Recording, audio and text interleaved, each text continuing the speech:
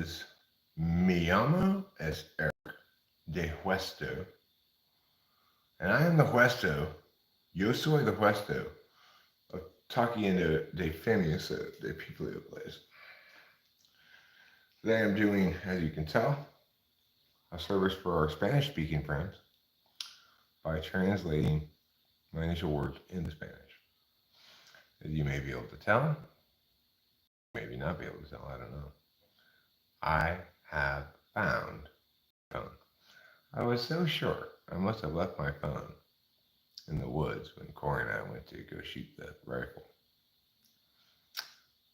It was nowhere to be found. And I walked into the garage this morning, smoked a cigarette, and I heard beep beep. I thought, that sounds like my phone. If it's not my phone, it could only possibly be Corey's phone. I know that's not what Rachel's phone sounds like. And I couldn't find Corey's phone anywhere. Hi, Godfrey. And I looked and looked and looked, and I found my phone on the floor of the backseat of the little wilderness car. Who is Johnny? Johnny is a musical artist who's an absolute genius. Rachel and I yesterday bought tickets to his show in San Luis Obispo on September 26th. And the reason I say Johnny is a genius, I look for good music fairly often, new good music to listen to that I've not heard before.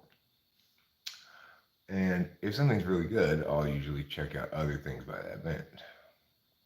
I have not encountered anybody, save the Beatles maybe, who I play every one of his songs. I like every single one of them, and most of them I think are great. That never ever happens. The closest I can think of to that ever happening is the band that plays Hayloft. What's that? Mother Mother. Mother Mother is also a very very strong band. So is what's that band that plays My Type? And A Good Song Never Dies. That band is also quite, an outlier in terms of consistently good. But neither of those bands are anywhere close to as consistently good, as consistently great as Johnny. I'm sure in the elevator pitch at Interscope, their explanation was, sign this guy, he's the next Beck. But he's not the next Beck, he's the first Johnny. And it's so good. His music is so good. It's so right. I'm quite convinced he's an INFJ, especially after seeing a little bit of an interview with him, and he's so socially graceful. I'm pretty sure he's an INFJ. And I've got his song stuck in my head so bad right now.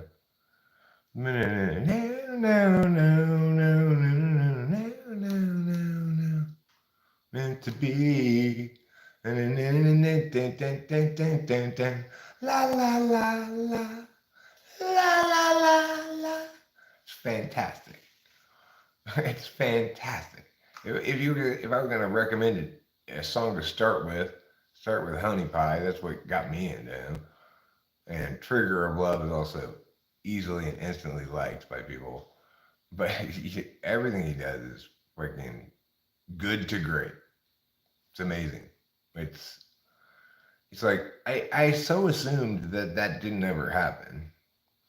It took me a long ass time to start listening to his other tracks. And as I started listening to one after another, this is good, this is fantastic, this is great, this is very good, this is fantastic. What the hell?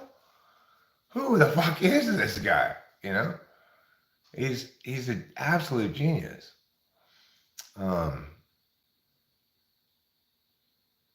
really, really impressed with him. Really impressed with his work. Anyway, that was just my opening thing I wanted to talk about here.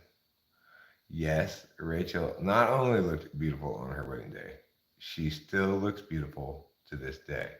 Just as beautiful, even more beautiful. With every passing second, Rachel exponentially increases her beauty. So by the time she's dead, she's going to be 100,000 times more beautiful than the most beautiful person ever before her to have lived, which is a lot of times more beautiful. A lot of times.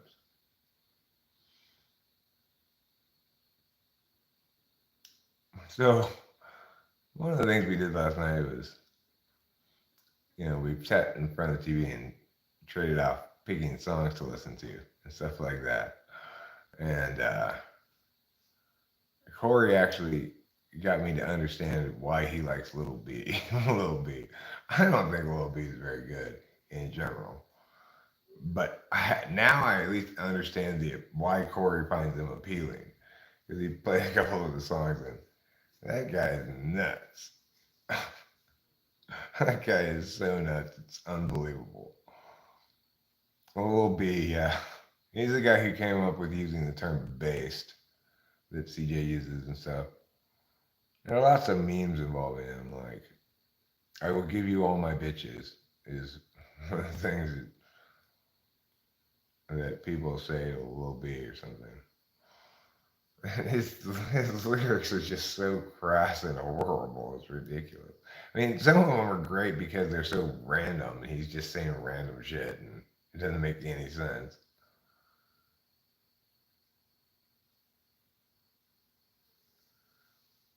Yeah, well, he's a pretty funny guy. But according to Corey, who knows a lot more about him, and who, like, Lil B knows Corey. If Corey goes to a Lil B show, Lil B will point to him and say, "Hey, Corey, you're here." So that's pretty great. Um,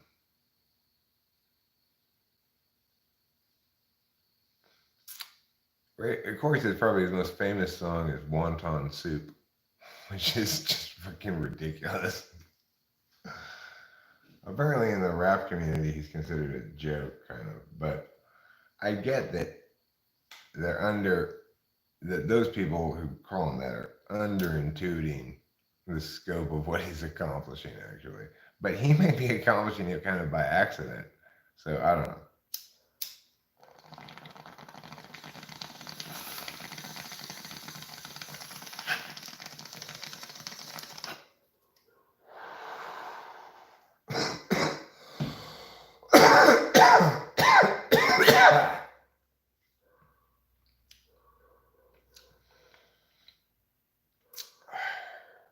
Anyway, we also enjoyed a lot watching some funny Huell Hauser videos last night. And Corey pointed us to the funniest one in history. It's called Visiting the Baghdad Cafe with Huell Hauser. Oh my God. You guys have to look that up and watch it. There's like an 8-minute cut here on YouTube that somebody cut and put up. It's not their copyrighted material. But you've got to watch Baghdad Cafe with Huell Hauser. It is the craziest, most ridiculous thing I've seen ever. Huell Hauser goes into this cafe. Apparently he went to Newberry Springs, which is some buttfuck desert community in California, and he decided, well, where can I go to interview people here in Newberry Springs? And so it was this place called the Baghdad Cafe, and then he goes in and tries to interview people. And it's just one disaster after another. Like, the first guy he's talking to turns out to be this crazy old man who pushes a book to him and says, "This guy's 85, this guy's 82. And he's like non-responsive to what he was saying. The second person he talks to is this idiot behind the counter who's obviously like, he's on the phone with his boss trying to figure out what to do because Huell Hauser is here, Huell Hauser asks him questions. He doesn't know anything. Then he just starts lying. He's like, "Do you get a lot of tourists in here?" The guy's like, "Oh yeah, where from?" you know, San Diego, LA, but mostly France.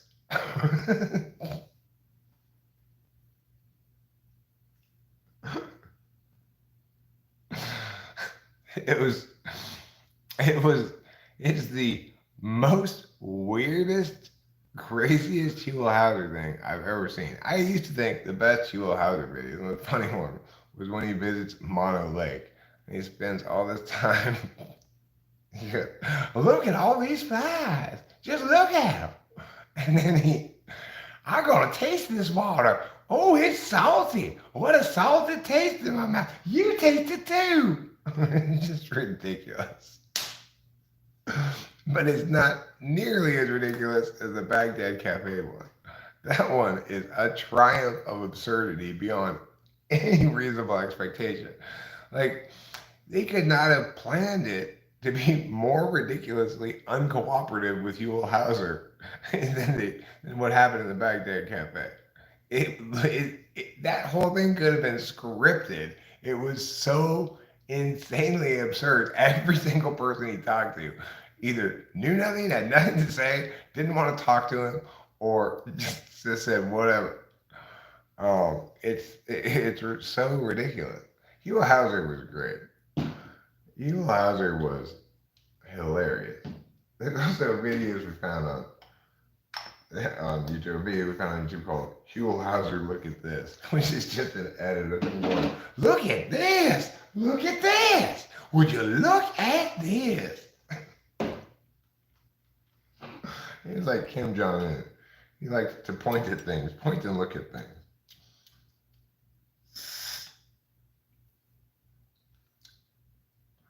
So anyway, Rachel and I are both very greatly enjoying Corey's visit. It's been incredibly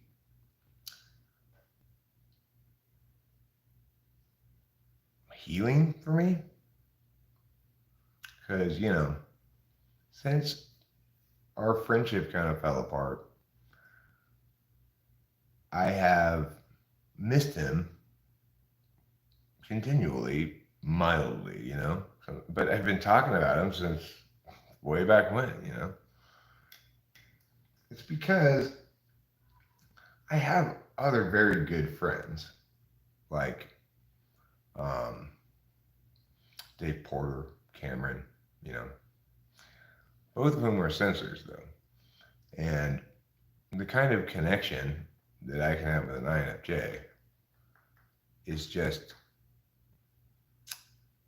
it's much more, we're much more compatible as friends than I could be with any other type. ISFJ comes closest, second place. I'm very compatible as friends with Dave, but hold on. A telephone call in the morning? Hello.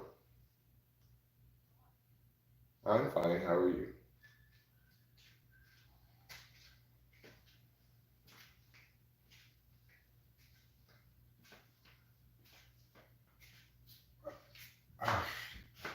Well, actually, my friend Corey's up visiting. He came up on Thursday, so we're having a fun time with him.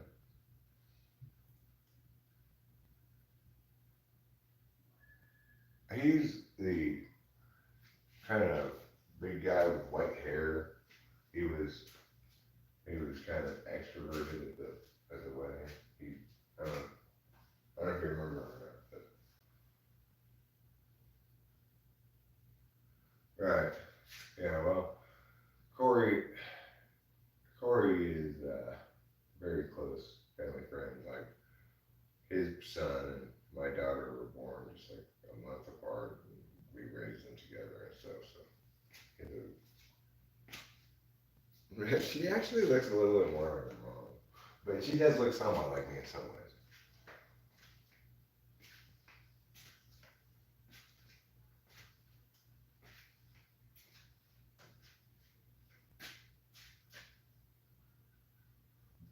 Dave Porter.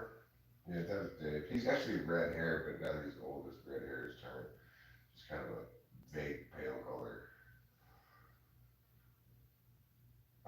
I met him when we were 3 years old. He lived down the street when we moved in, and I've known him for 49 years. Yeah. I care about Rachel with the mouse right there. I don't know what to do about that. I'm trying to figure out how to get it out of here. It looks like the cats may have gotten it a little bit. Yeah. You know. Well, I'll just try to scoop it up with this and scoop it outside. Or maybe like put it in a bucket or something. Anyway, go ahead, Chow. Sorry.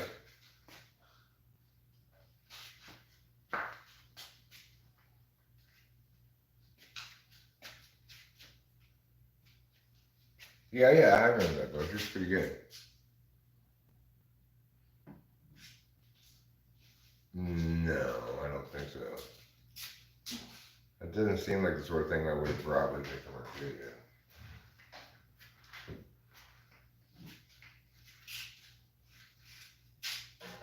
Uh-huh. Yeah, I could get another copy of it. I just ordered one.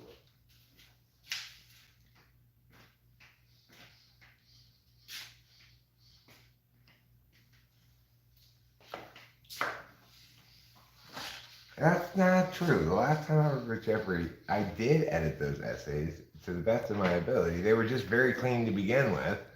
And yes, they're a little dull, but when you're answering college admissions essay topics that aren't good, and he didn't choose the best ones, then it's inevitable you're going to get some dullness in even the best college admissions essay.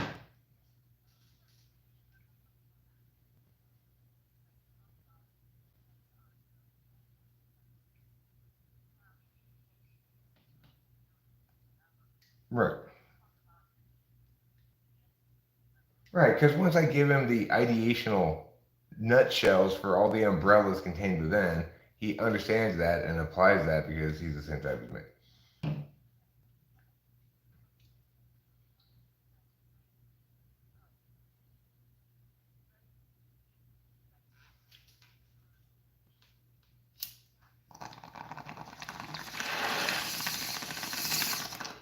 Yeah, of course, I'll do exactly the same. I'll do exactly the same thing I did with Jeffrey. It just won't work as well with Chloe.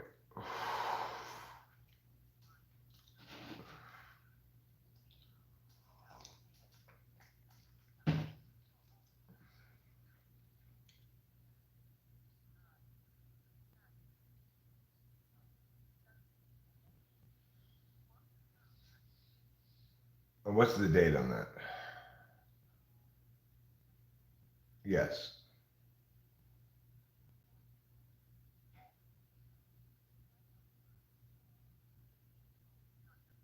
Uh huh.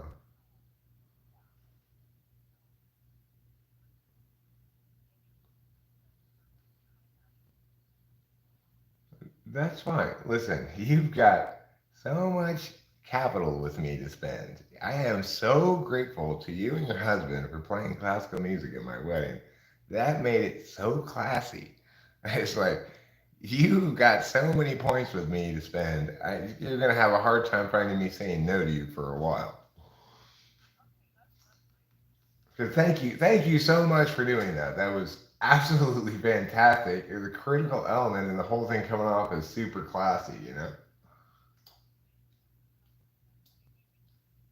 Yeah, you sounded gorgeous. I mean, the two of you played beautifully. It was my super good musician friend Matt was just like in awe. He said the high point for him in the whole wedding was watching you guys play classical music for 15 minutes. So yeah, it was great.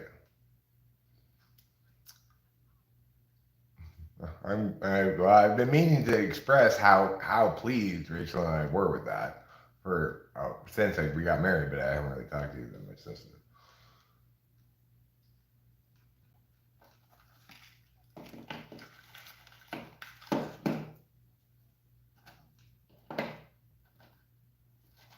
Yeah, isn't it? Isn't it nice up here?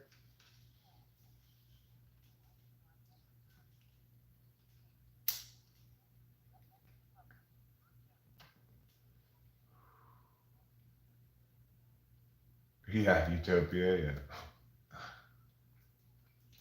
It's an oasis of sanity in the middle of California.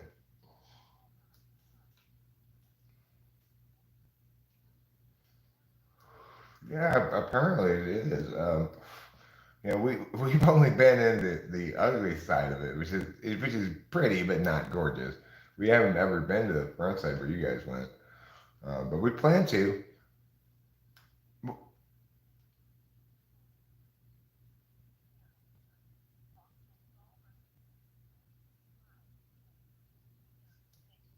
Hmm.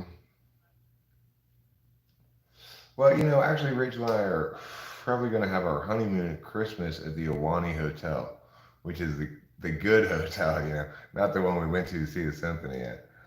That was more like a summer camp dormitory kind of hotel, but the JAWNY is gorgeous. Apparently, I've never been there.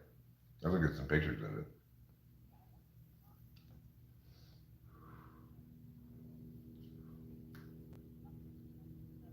I mean, we're only going to spend like a night or 2 nights there because the reason we're only going to Yosemite for our honeymoon is we can't leave our cats alone for very long.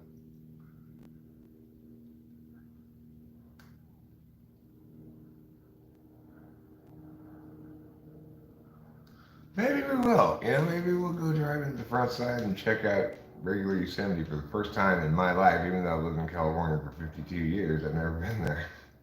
Because exactly why what you said. Like you have to get up super early, get in line, and they only let certain number of people in. And my family it's always been like that with Yosemite. My family always thought that was too much of a pain in the ass, so we went to Mammoth instead.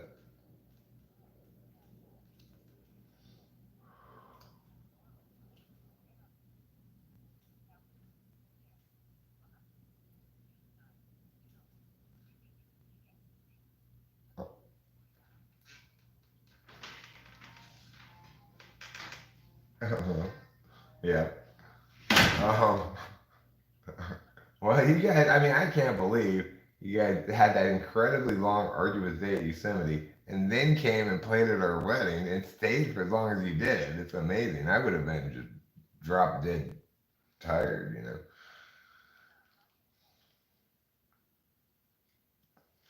Okay. All right, so Monday the 24th, okay?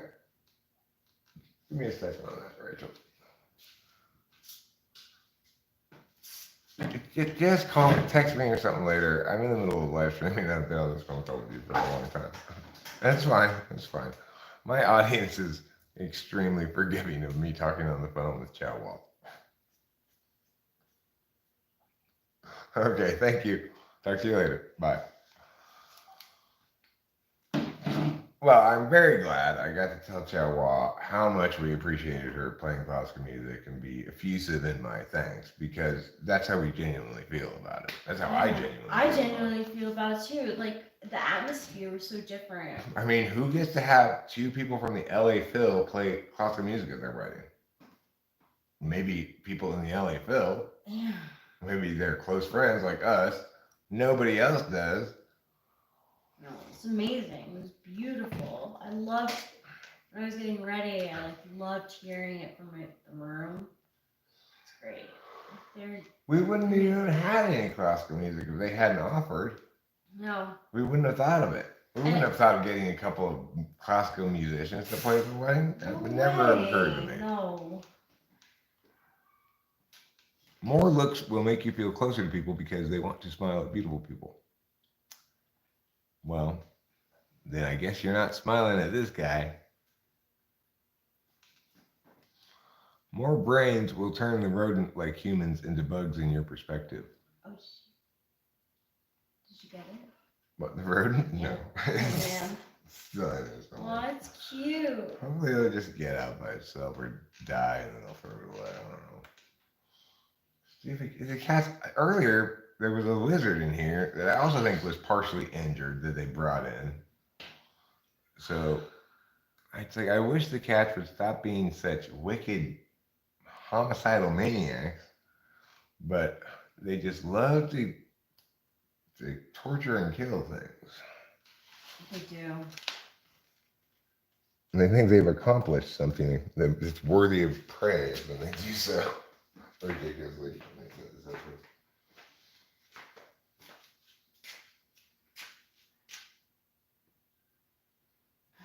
Look! I tortured and killed something weaker and smaller than me. Aren't you proud of me, Mom and Dad? Yeah, they're giving us presents. I'm surprised you're giving us presents, like, cause we. I tell them, no, I'm not proud of that. I don't want you to do that. Leave the lizards alone. Yes.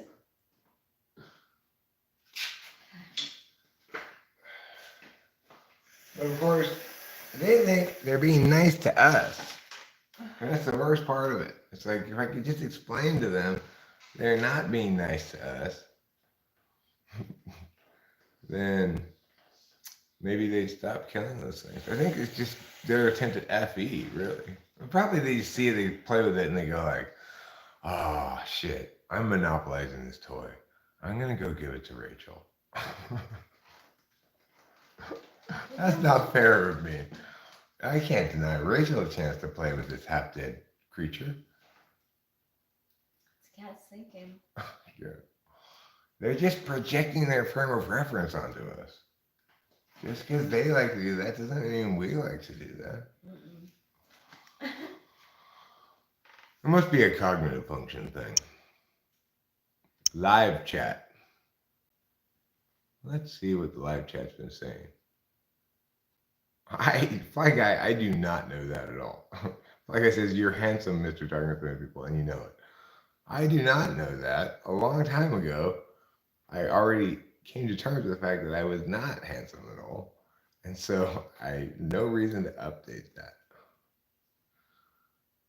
Even before my teeth looked like this.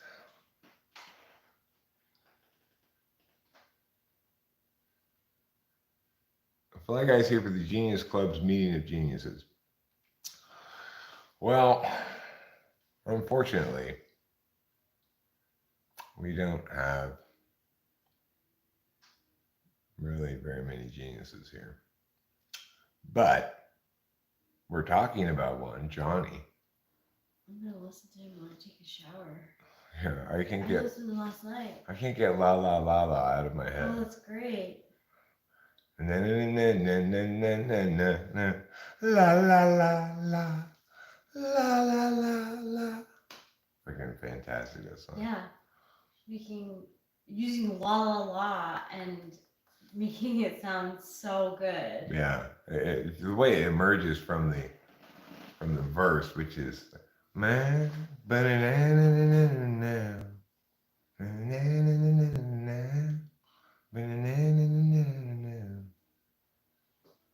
the way it emerges from there into the chorus is just spectacular. It's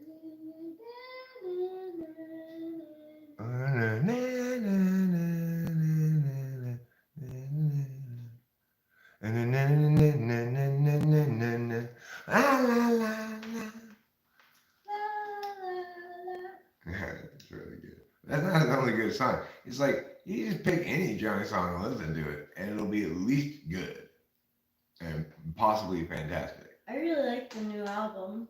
Yeah, his newest stuff is his best stuff because he's matured out of some juvenilia that occurs in some of his earlier songs lyrically. Yeah. Just in terms of lyrics, really. Yeah, he was killing it musically even then, but his lyrics weren't as good. Now he's a little bit older and he's a little bit smarter, and his lyrics are phenomenal. They really are. From his newest stuff. Like, it's everything, you know, everything's got phenomenal lyrics. It's life, it's death, it's it's all of it, it's everything. Love that. Oh my God. Yeah. So if you guys haven't listened to this guy and you value NI as an absolute value, third or first, or even fifth, or probably not, but not really seventh, but 1, 3, or 5, then you should recognize this genius when you hear it. Especially if you've got FE with your NI. Then you should be able to say, oh my God. Like that. It's the appropriate response. It took me a while to get there because my NI is unconscious. But I am there now. Yes, I am. Would you like a bong rip? I would. A bong rip, then you should. And there is a lighter for fire. Pull your bong rip now, my good wire. Not really make any sense, but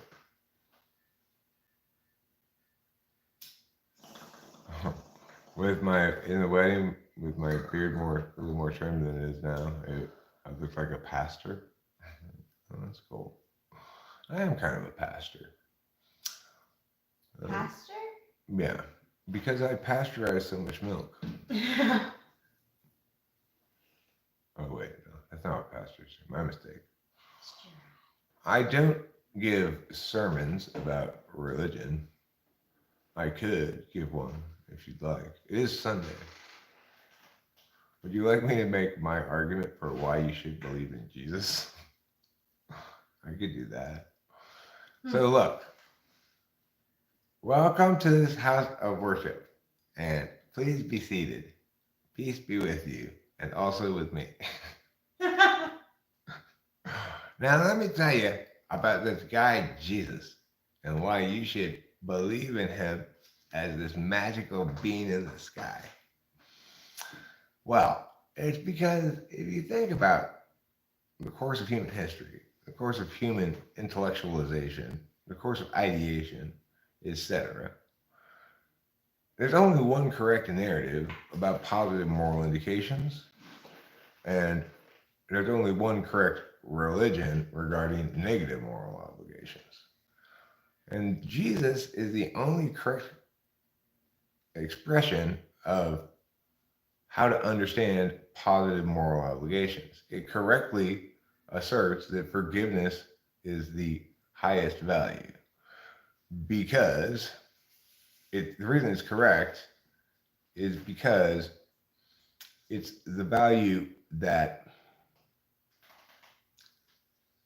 higher than justice, which otherwise is the highest room, the highest room, no, the highest frame on that ground, you know. Am I familiar with Blind Mary? No, I'm not, but I'll check it out in a second, or I'll have some of you, hopefully you'll explain it on my phone. But, what was I talking about?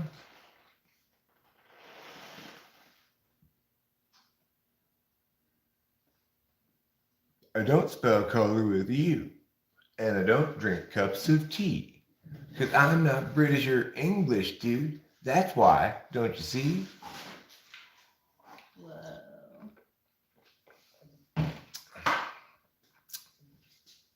Okay. So what I'm going to do right now, I'm going to step over there for a second. And when I come back on that ground, right, yeah, well, I forget what ground it was, is the problem. Oh yeah, that ground. Forgiveness being the only value higher than justice they could possibly be um, be projected as a positive moral indication, but not obligation. The idea that everybody sins, that nobody is free from wickedness, is objectively true. So to conceptualize these realities in some form other than parsed words, there must be an archetype. And Jesus is the archetype of the correct understanding of something that requires magical thinking to be correct. In other words, there are elements of religion that you cannot establish or prove, such as forgiveness is a virtue. You'll lose that argument because it's easy to win the argument that justice is the highest virtue, and there is no possibility of a higher positive virtue because justice is the only virtue that you can never have too much of. Since it's always just, it's always the correct thing to do, right? A lot of people misunderstand the word justice to mean punishing people or something like that. Justice does not mean punishing people. It means the correct outcome from an evaluation of these particulars. So the problem is our negative moral obligations, which are articulated like in the Ten Commandments. That's why you should believe in God. But those ones are easy to win arguments about why we should prioritize that if all parties are being rational and objectively evaluating the arguments. Uh, so so we need religion or faith or God or Jesus to attend to those aspects of moral calculi and provide us certainty regarding aspects of moral calculi without adequate justification. And we do that by exercising faith, which is to say, we do that by praying to God and Jesus. And that's my sermon for you today. Okay? Now, I'm going to go over there for a second. And when I come back, I'll be half as smart as I am now for some period of time. Watch. You'll see. It's a little magic trick I like to do.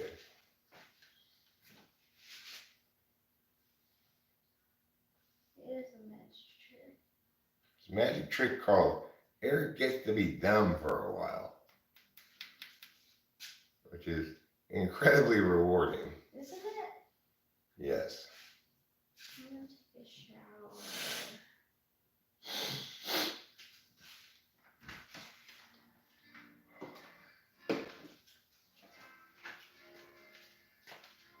Alicia's gonna take a shower. I'm gonna sit over here and be dumb.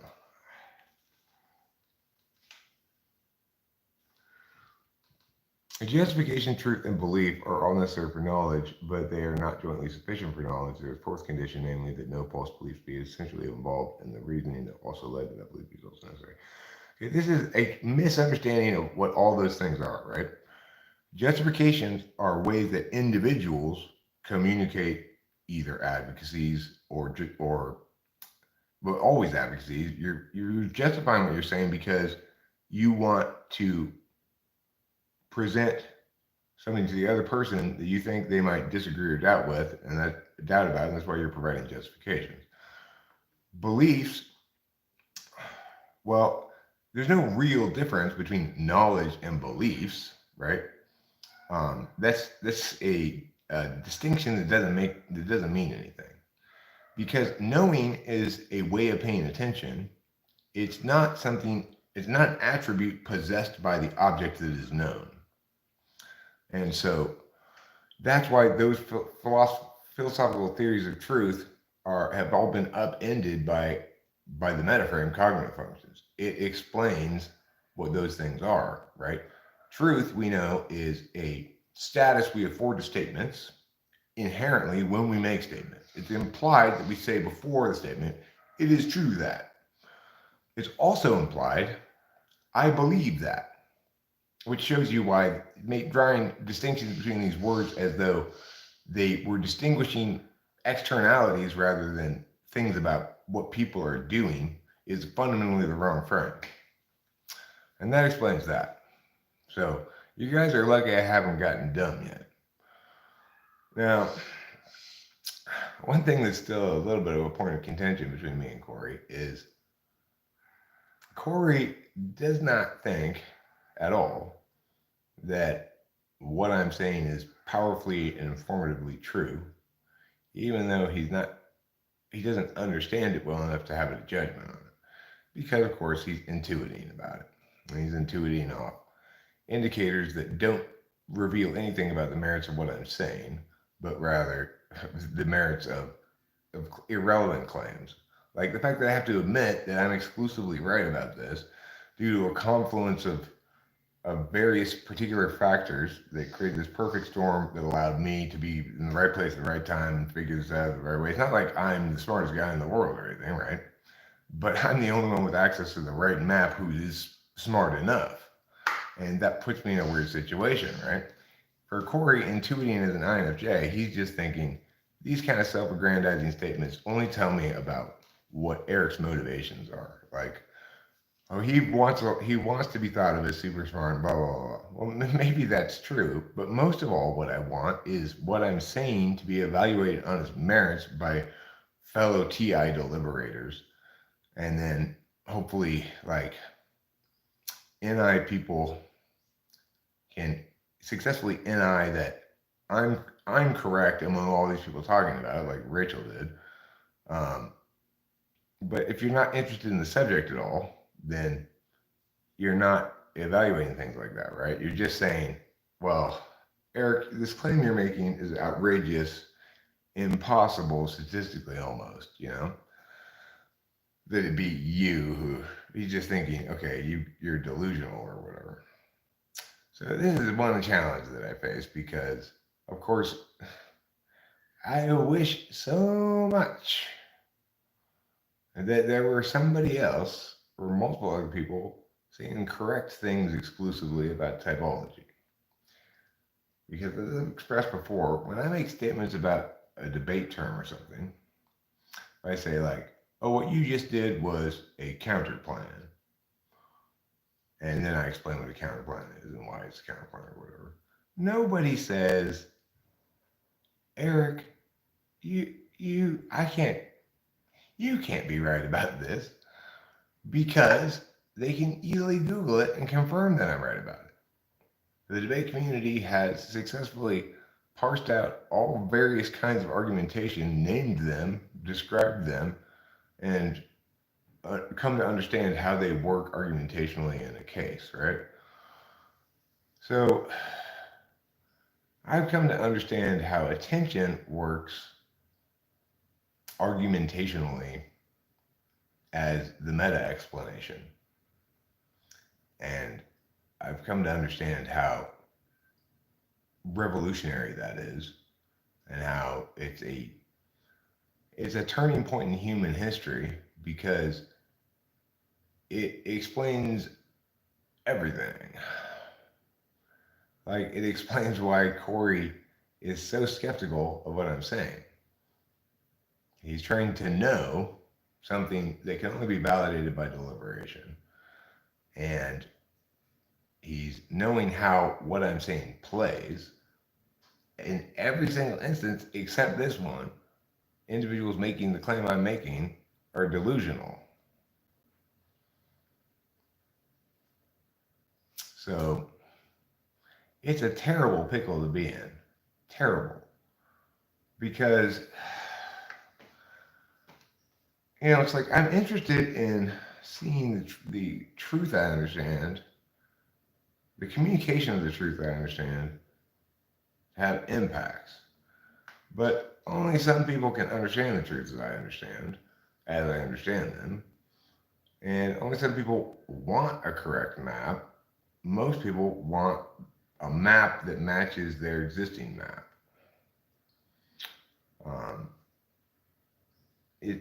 It's a real pickle.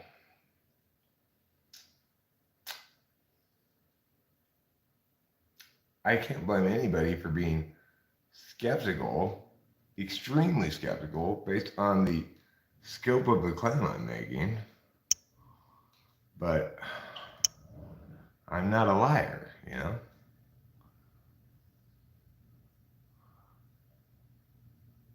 Well,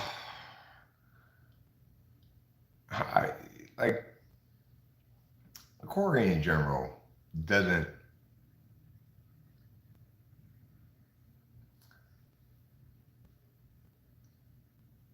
Well, he doesn't understand my genius as well as I understand his.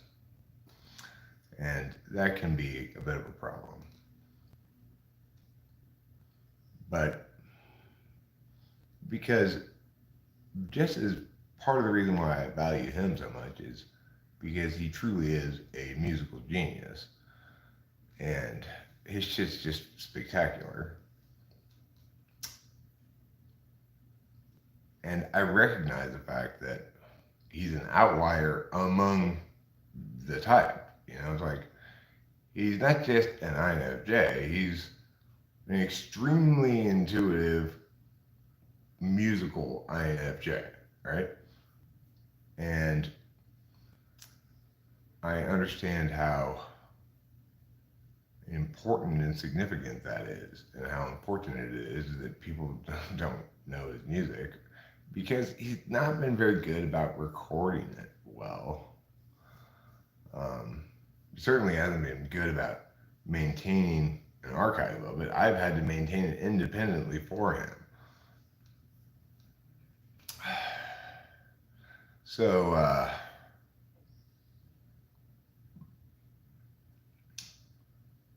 the thing is, he's been doing plenty of research and reading and stuff of his own, but all of his intellectual work isn't going to get him anywhere because it's under the wrong frame. And he's not intentionally equipped to independently do what I did, find it, fix it, articulate it.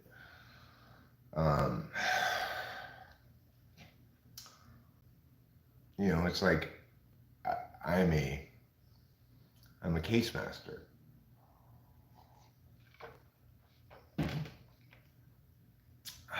I know how watertight or not watertight a case is. I know it as soon as I start reading it. And whether it's even worth any more attention, right? Like Corey's says like, oh yeah, this Kaczynski's updated manifesto, it kind of says a lot of true things in there. So it doesn't. It's just, if you understand cognitive functions, you see it's just an INTJ FIing his feelings into NI statements and writing them down. That thing is just, I want to create somebody to blame, leftists or right wingers or whatever, and then I'm going to pathologize them and say that the reason they are wrong is because they're insecure and don't have any self-esteem.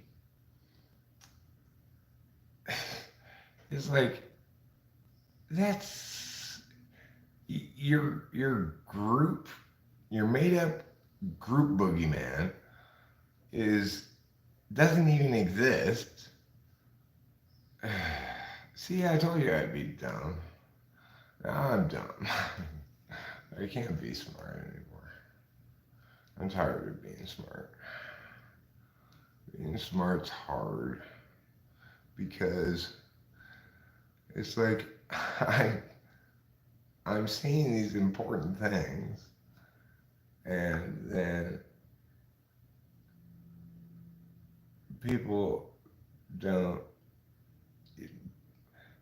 some people listen to me, but they don't seem to be informed appropriately by what I'm saying. Often, I don't know. Life's a funny thing. It's one of those things that it's like plants. Plants are alive. They are. They're alive plants. Okay. I'm gonna stand up now. I'm feeling dumb. I'm gonna get a cigarette and smoke it in my comfortable dumbness. I've become comfortably dumb. It's good to be dumb. It's good to be dumb. It's good to be dumb. I like to be dumb. I want to be dumb. Make me dumb. Dumb, dumb, dumb. I am dumb. I'm so dumb. Look at me. I'm so dumb. It's so good to be so dumb. That's why I'm dumb.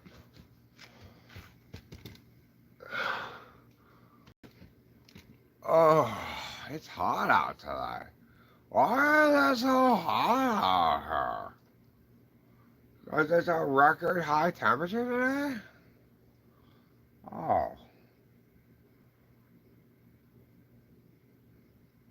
What was the previous record? I don't know if it's really a record high temperature today. It might just be unusually hot. I think it probably is just unusually hot. But it could be a record. It's supposed to get to 104 today. And when did it get to 104 degrees up here? Not very often. Fresno is like an oven, apparently. But it's at least 10 degrees hotter than here. Maybe 20 degrees. La la la la. Fresno. Would you like to go to Fresno? Well, go online. Get yourself a ticket to Fresno, California. Land at their luxurious airport. Stay in one of their many hotels and enjoy all the splendor of Fresno. That's what you should do. Don't you think? Oh, there's Les. That was Les. I wish I could talk to him, but I'm too dumb right now. I cast a magic dumbness spell on me, and it's made me dumb.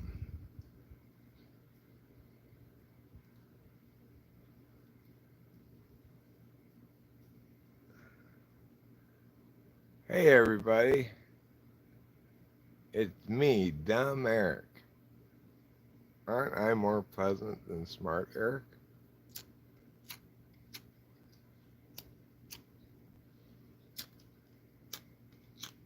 Why is this not working?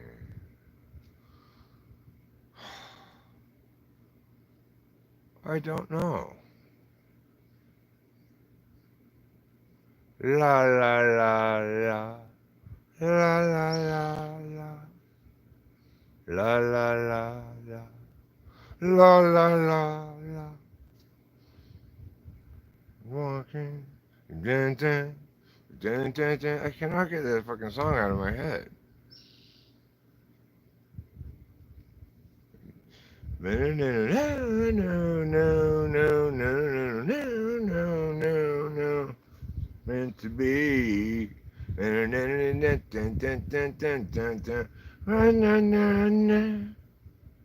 It's really good. I'm so happy that he exists and makes such good music. That's wonderful job, universe. You did a wonderful job.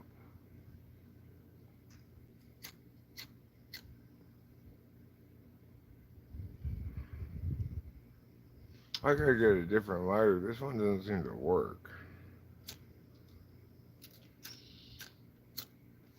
I guess it doesn't work. I don't know why it wouldn't work. I think it's a pretty new lighter. Well, whatever. I'm gonna go get another lighter. I'm also walk dumb, so I'm not gonna take you with me.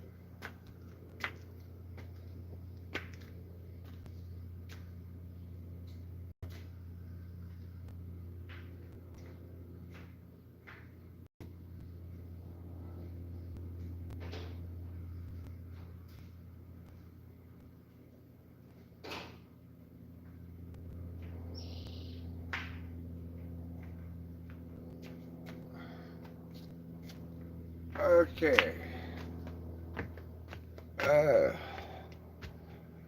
I have successfully walked back over here. Oh, there we go. Hello, friends.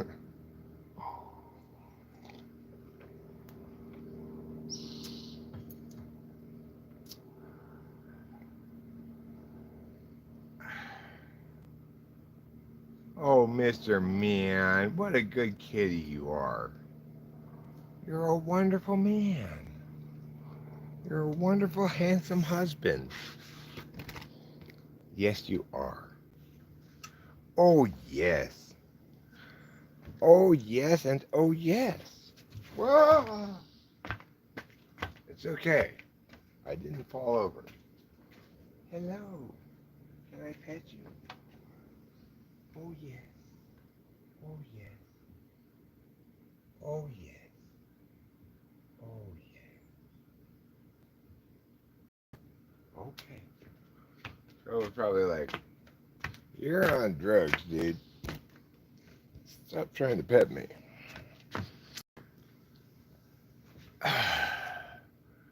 Okay, here I am now, sitting in the chair.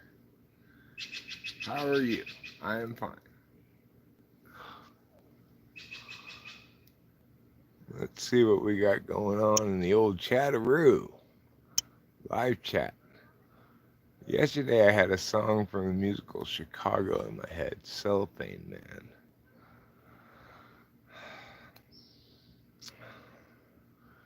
Corey played this really good Stevie Wonder song last night called Always. I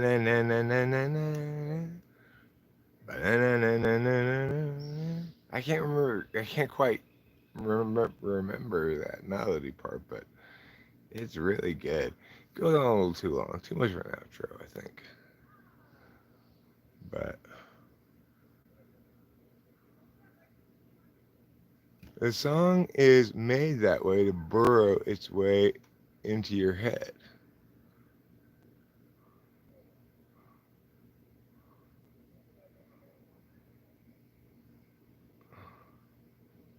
I used to get a certain part of a song stuck in my head all day during school, and then when I would return to my car at the end of the day, turn around and realize the song had been left at that moment. Huh, interesting. Olivia Rodrigo's new single? I'll check it out. I I I'm necessarily doubtful.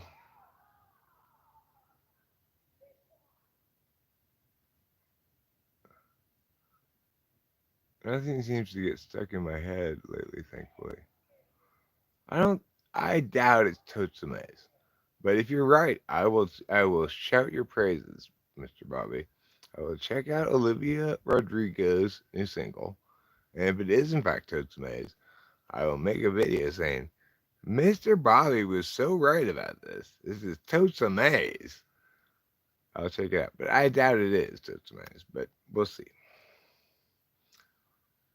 I like I like that designation as the bar. You know, I can go with that. I can work with that easy. I can say, is this Totsume's or something less than Totsume's or something even more than Totsume's? No, I don't think you can get more than Totsume's. But I I'm skeptical. But if you're right, Bobby, I will definitely make a video saying, "Oh my God, Bobby was so right about this." You are sometimes right about things.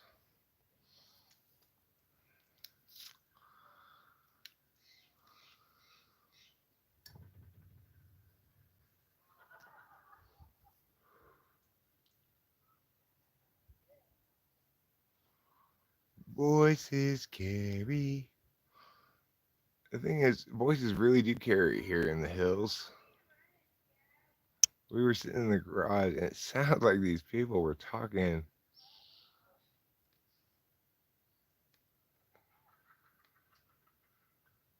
It sounds like these people were talking like right outside the garage, and I walked up the driveway, and they were way up the hill. Sounds carry weird in these valleys and mountains and stuff.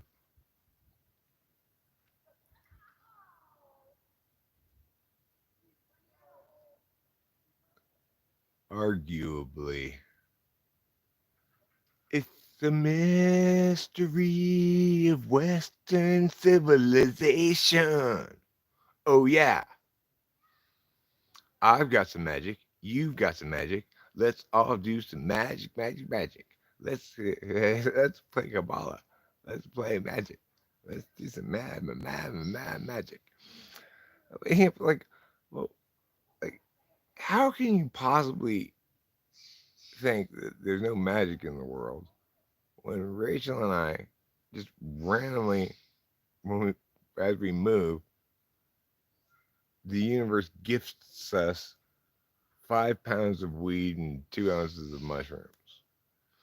Like, how could that even be possible? It's not possible that that would just randomly happen to us perfectly. Like, just, it doesn't seem possible. I mean, it is possible that it just be randomly thing happen to us, but it sure feels like there's some sort of director behind the scenes.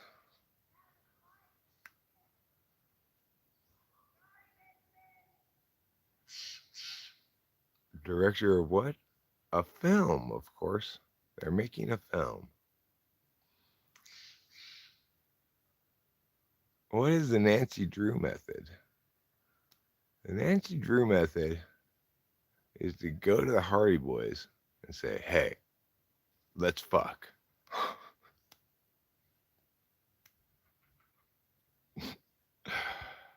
That's the Nancy Drew method. I'm sorry. I'm dumb right now, so. Oh, shit. I really am dumb right now. Oh, God. I spilled the entire mug of coffee on my lap. I have to change my clothes.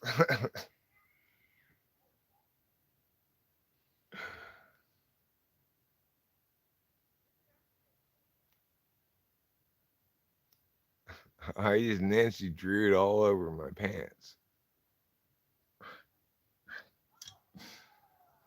And at least I know why. It's because I'm so dumb.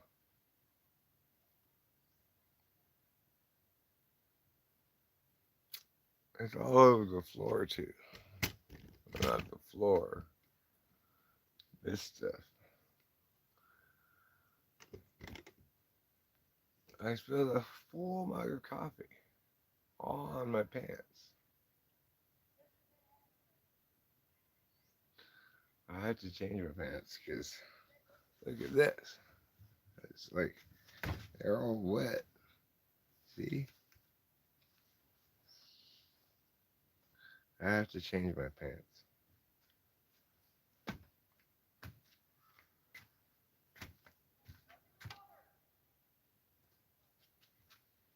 All right. That was a bad idea having a big cup of coffee next to me, I guess. Because I just spilled it all over me. I can't be trusted with a big cup of coffee when I'm dumb.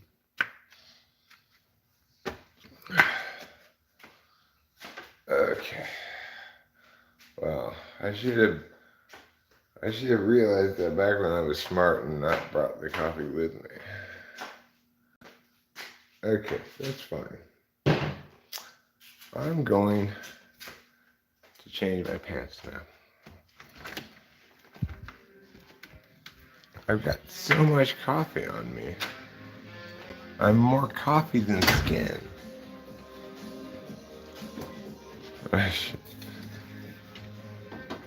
Okay, copyrighted music in there going on.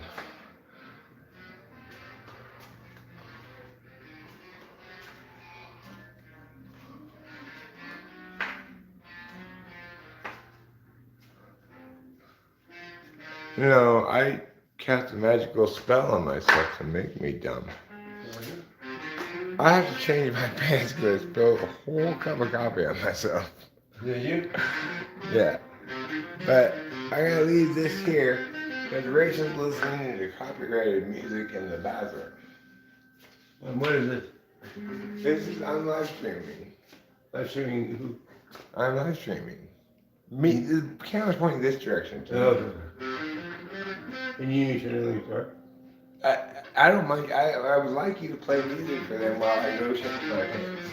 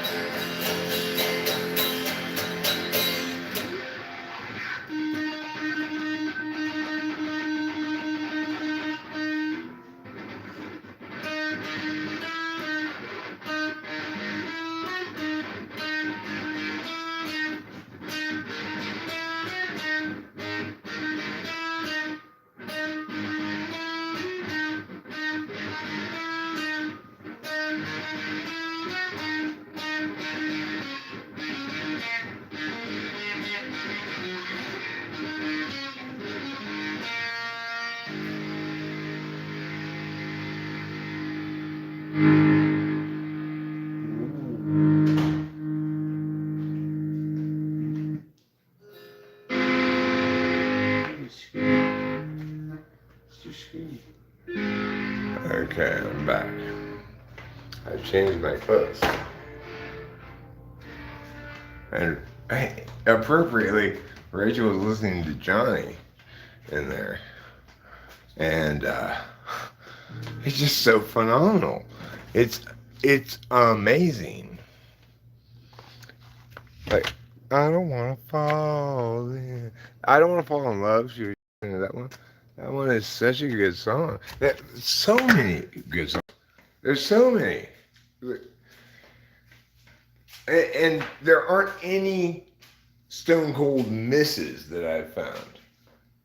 It's like nobody doesn't miss.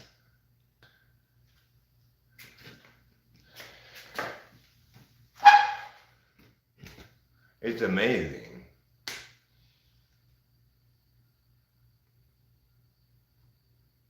I just want to be like Hugh Howler and be like, look at this!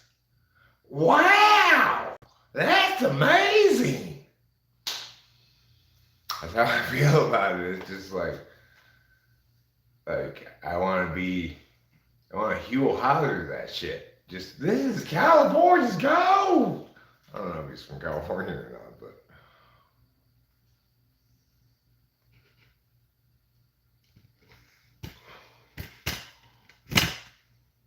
I already have my glasses. Where did I leave them? I need them.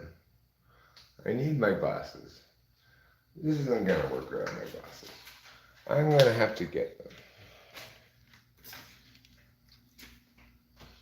Okay, where did I put my glasses?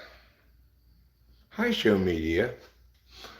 Will you show me, dear?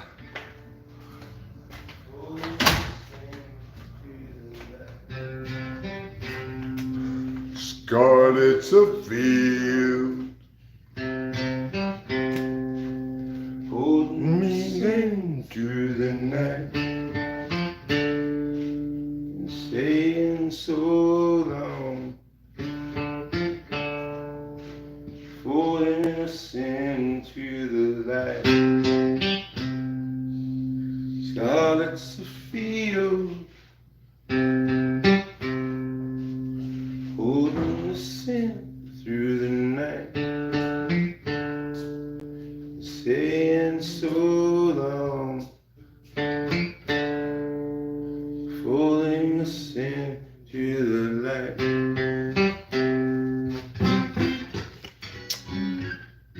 Can you play Angels on the Wings? I just play the chorus.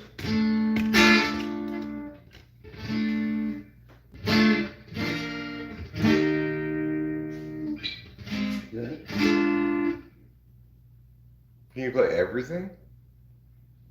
Yeah, probably can.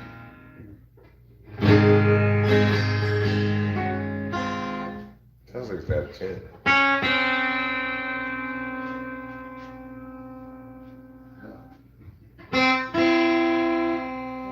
Why don't you just use the tuner, dude? I do. You want me to tune it for you? I'll tune it quicker than you're gonna tune it. You said, Yeah, I do think so. Because it's you nice. you're being a long time listener. Oops. Long time listener, first time caller. Long time Larry over there was taking too long to tune the guitar. So I don't like that tuner. I don't think it's a tuner. I know it's not a tuner.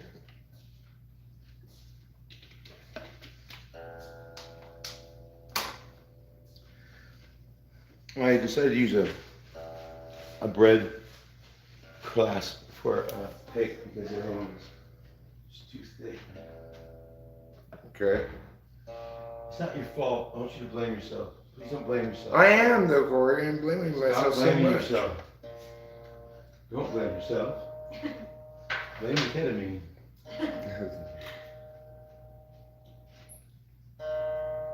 How many people are on that program? It's called dumbness magic. What? That stuff that word you just said is actually called dumbness magic. Dumbness magic? Yeah. I don't understand. Yeah. It magically makes you dumb. Oh. Slow. makes you realize I have no business talking. Right. You slowly get out this pointless sentence that you're trying to say. What's coming out of my mouth could sure be more effective. If only. Where is it, by the way? It's in the garage. It's in the garage. Oh, I'm gonna have a little bit. Dude, you're right with that grapefruit. The grapefruit juice just puts a little exponent on it. Yeah. It's in tune. Can you push the button? No, I forgot to turn it off. Turn off the tuner.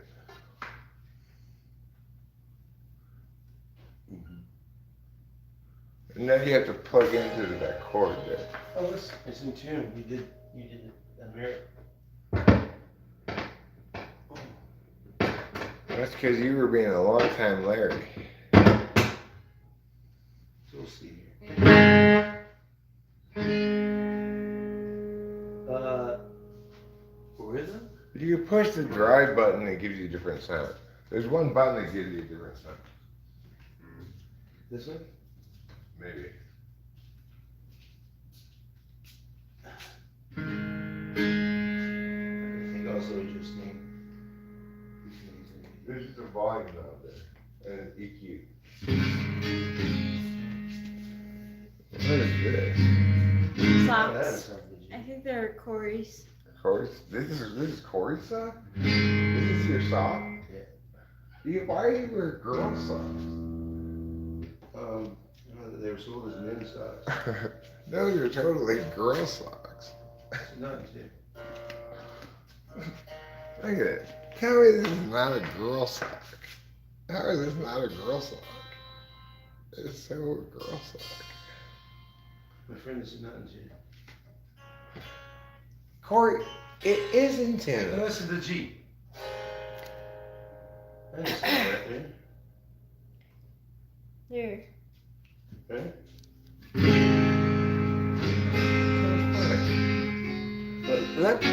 Yeah, play it. Yeah, just play it. I find it hard on you. You want to use this?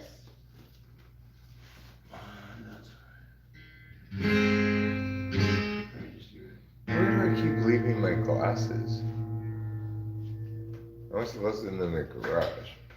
I'll be back with my glasses. Oh, could you put this on the TV? How do I do that? I'll do it. Sorry. No problem. I just feel it's such a simple Beautiful, task. wonderful, delightful angel. I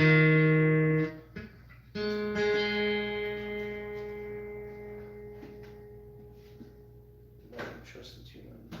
I'm really bad with ordering operations. Well, I'm very dumb right now, so I may have done it poorly. Are you on ketamine? No, Corey, I'm on dumbness.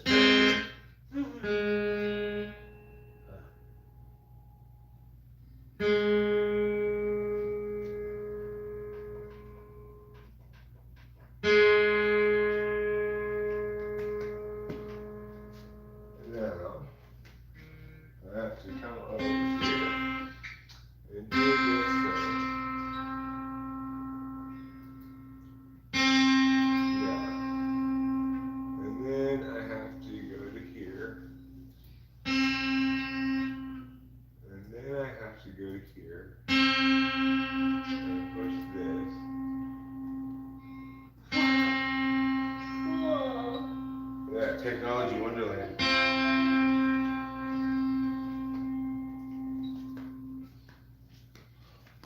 Okay, now we're up on the screen so I can read the chat even if I don't have my glasses. And that's an improvement on the previous set of conditions, which required me to have my glasses to read the chat.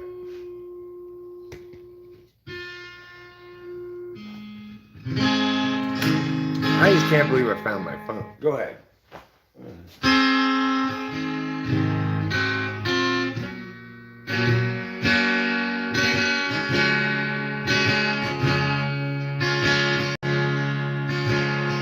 Well, mommy,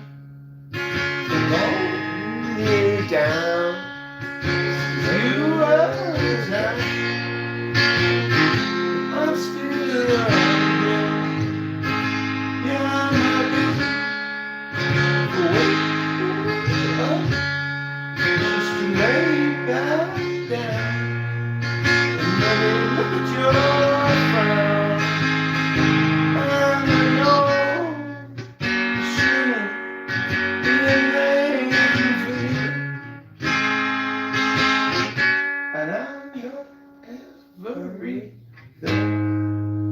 Boom, boom.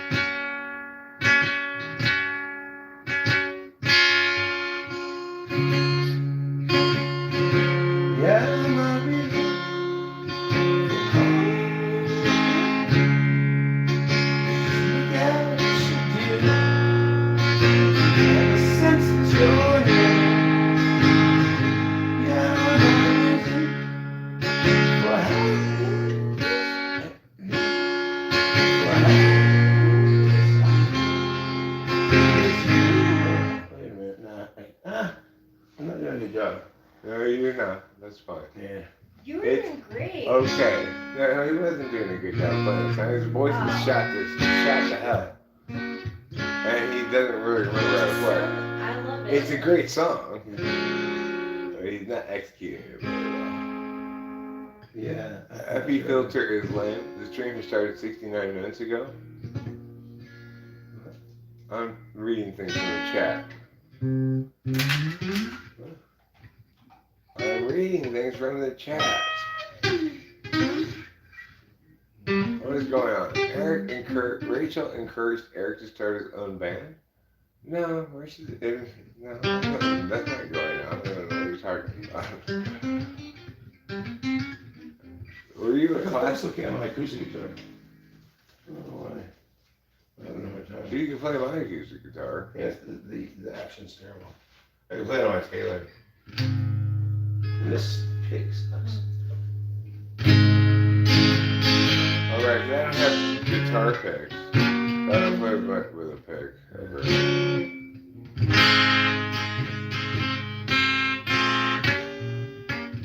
It's hard for me to hit that F. Oh, boy.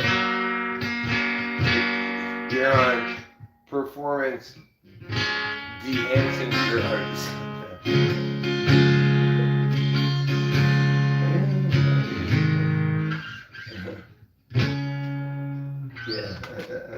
It's too difficult. It's too difficult. It's too difficult. Yes, it is. Now I'm going to go outside and smoke a cigarette. I'll join you. Okay, cool. Maybe I'll find my. I read Ruben saying that my glasses must be in the bathroom because that's where I went. So I didn't go check there for them. I appreciate all your assistance when I'm inflicted with dumbness as I am now. It's wonderful to be dumb because you just say, well, I'm just too dumb to do that.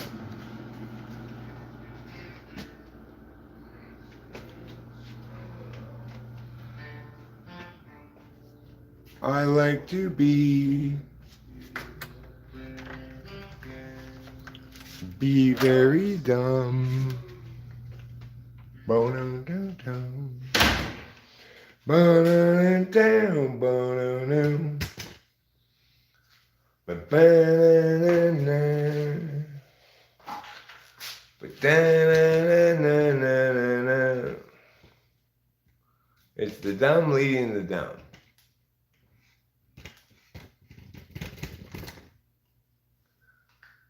Yeah, it's great.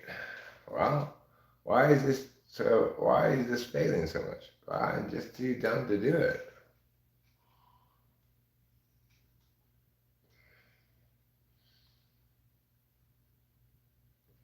And with this magic dumbness spell that we have, you can make yourself dumb at any time.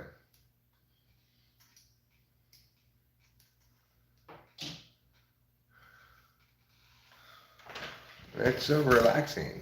Eric, I'm sorry, I'm not too far out of practice. That's fine. I don't play at home, you know. You don't need to apologize for being out of practice. Well, I'm good anyway. Okay. You're welcome to do so. And I accept your apology with all the gracious tenderness I can muster. Good. Because I need gracious tenderness. Yeah. It's how I heal. It is how you heal. The other way I heal is by using drugs. Well, I mean, isn't that how we all heal, really? So we should. Yeah. Healing begins Hi, triple with packing a bubble. bomb rip. Healing begins with your doctor writing you a Xanax script. And then saying, you know what? Let's double that. Let me give you some Percocet while I'm at it. My grandmother was addicted to Percocet. No, you told me you stole one and you take it, you took it and you got sick and you went to my house in the morning. You remember that? No. Yeah, you felt terrible. You took it. You took a That Percocet was- from your grandma. I think that was Demerol you're talking about. Really? Yeah. You didn't get it from your grandma? And that wasn't from my grandma. 'Cause I was like 18 when my grandma died. Where'd you get Demerol? From Kenny. Really? Yeah. Yeah, opiates don't really agree with you, right? No, they don't. That was a horrible day. I had that Demerol day. Oh my god, it was a horrible day. I seem to play it okay now.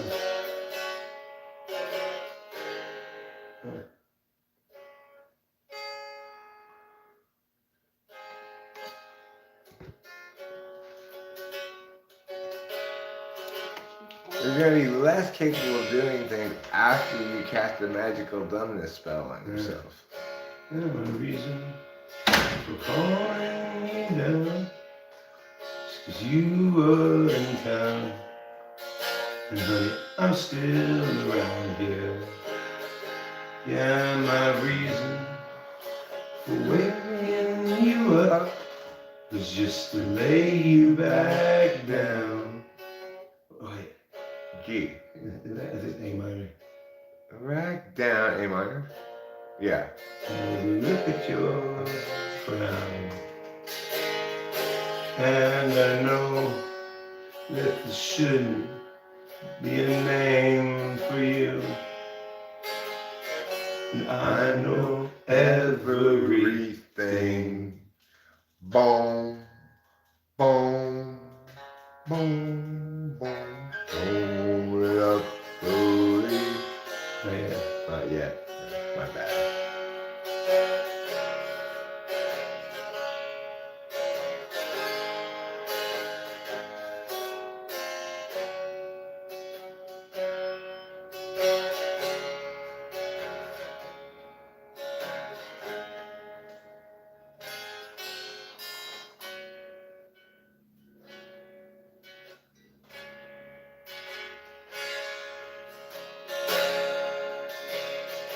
Yeah, my reason for calling you here is just to look at your dear.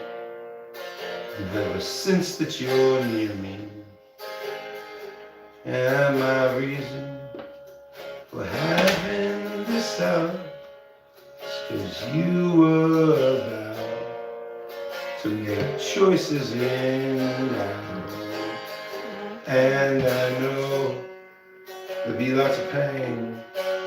Take our own names in vain. We'll do something strange, leave our houses like these neighbors do. I know everything.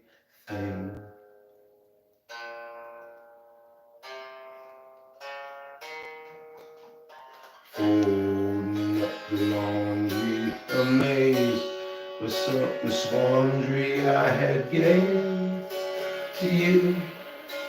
Folding back sideways, surprised, we realized what I had changed into. But I need you to know that I can see your naked soul. I need you to knew everything.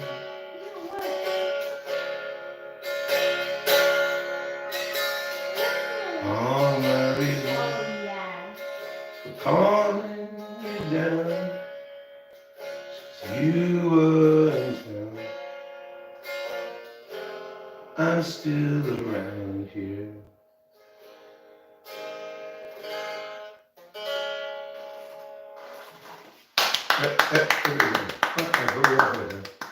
You did. You did pull it off that time. Even though your voice is shot, you did it came out good.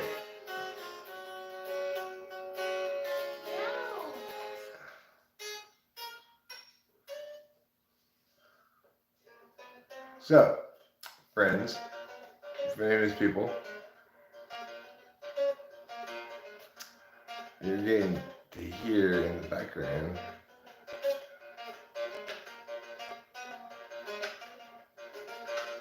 the reintegration of Corey into my life, which is so wonderful. It couldn't be any more wonderful.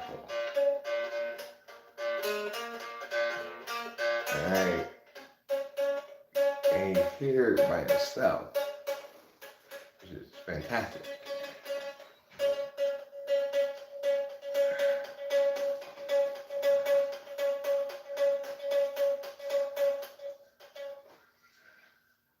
I'm here by myself. Yeah. Well, it's nice to have whoever's visiting. It's nice to have just that person, because then you don't have any other dynamics. Right. You know. Yeah, for sure. Yeah. Remember this one?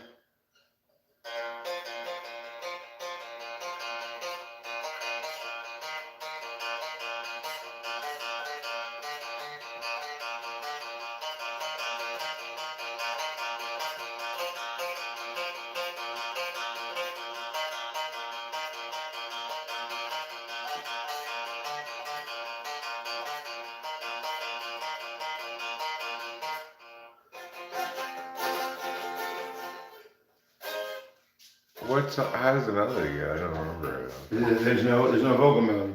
It's just an instrumental. It's just like the bass line, and it is.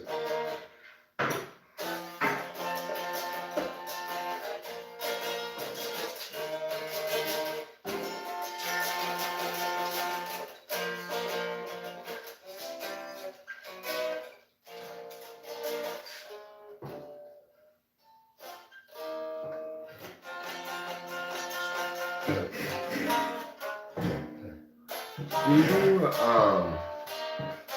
know how to play postcard? Hey, what? Postcard? Yeah.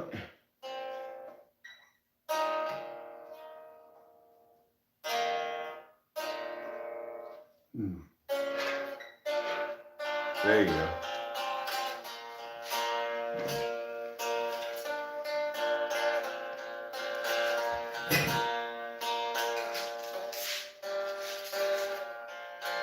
Can I put you on camera? I don't know if I learn it. I don't know if I know the whole thing.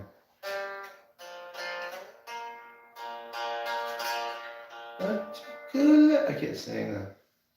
I took a lesson from a postcard. The sugar and the beach was so tall, but I swear that I saw you in the hat that I bought you. True. Keep missing those. So good. So True. good. It's such a good song. It's such a good. Don't have you open the door.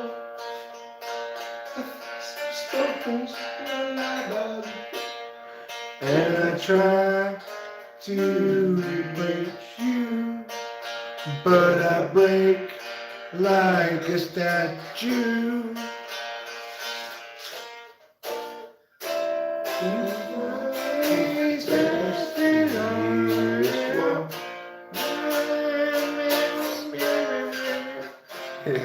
Yeah, I remember would play it. It's fantastic. I played it for you guys before playing something. Yeah. It wouldn't take long to figure it out, but my voice is shot. Yeah, your voice shut the fuck. Here, let me play the guitar for a second. Now I want to play the guitar. I don't want to play with that. That's. Why don't you play with the pick? I never play with the pick. That's called gay playing. Yeah, I know. I'm part of a gay couple. It's the homosexual playing. Rachel and I are one of the gayest couples in history. So what did you think of that article I sent you on Lovecraft this morning?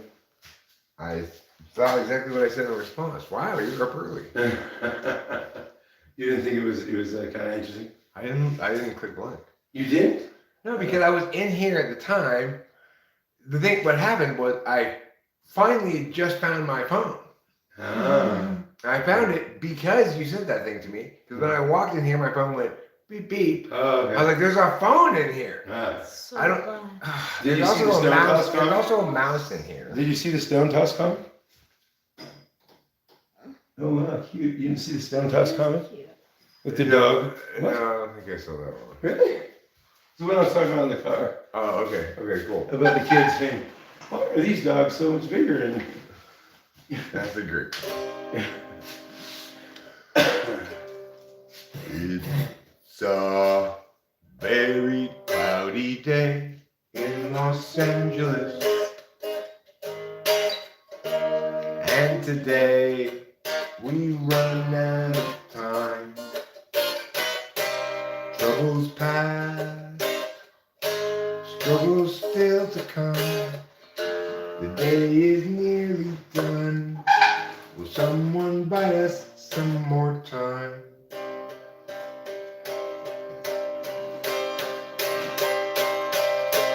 Cloudy day in Los Angeles.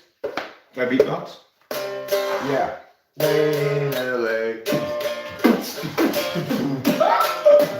Crying in Los Angeles. But I got something to say.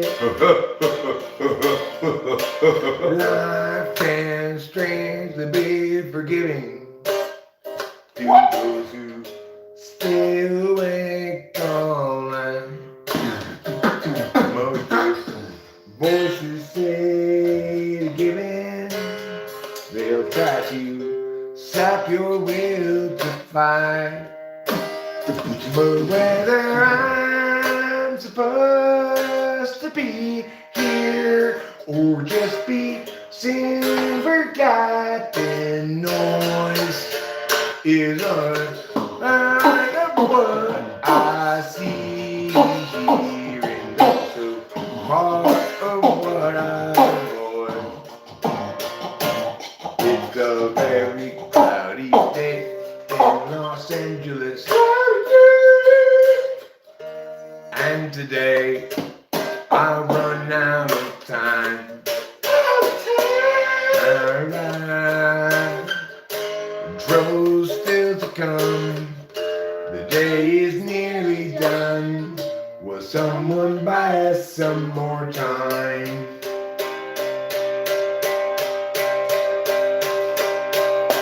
Cloudy day in Los Angeles. Cloudy day. Cloudy day in LA. Cloudy day. I'm no sort of evangelist, but I have something to say. Something to say.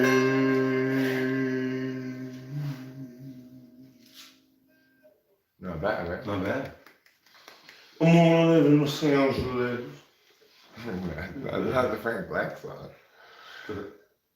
Frank Black wrote a song called Los Angeles, which is pretty good. But I'll tell you this, Frank Black has not aged very well. You mean physically or No, I mean his songs? music. Yeah. It hasn't proved to be as brilliant as I thought. Oh it was at the yeah, time. yeah, nothing like it was. Yeah. I kind of often marvel at that. You can figure it out with like 10 years after something, you first introduce something, you'll know for sure. Yeah. But I at least wasn't then anyway correct about Frank Black. He's not that good. There's a couple of songs like from albums he did like 10 years ago. There's Speedy Marie. Yes, Speedy Marie's I good. agree. That's a great song. I think it's, what is it, 1846? And one very, very good distorted guitar heavy song where it goes. I don't know that And one. he's like kind of like it's a strange one. Don't play it. Don't play it. Copyrighted music. We're live streaming. Yeah, I think it's 1846 Frank Black. We can cover shit though. That wouldn't get you in trouble at all. All right. Really? I mean, How about Rebecca Black? you can cover whatever, and they'll take all the money from the live stream, but I don't care about that. As long as I don't get punished by YouTube, you know.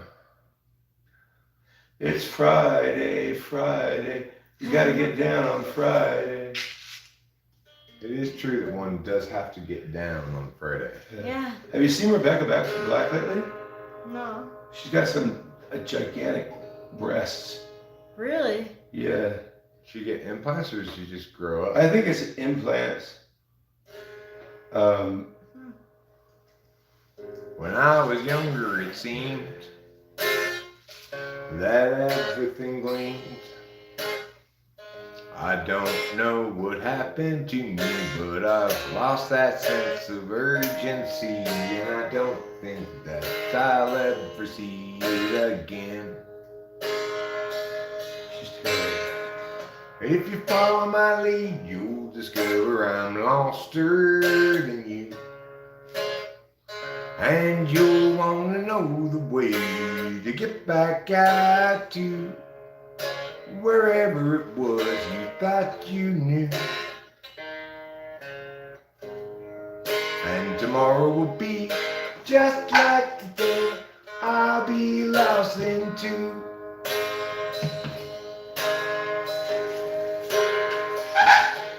It's a matter of mood as much as a matter of will. And the things I do and the direction I point to still seem a part of me. No departed leaf. And I wonder if I'll ever see them again.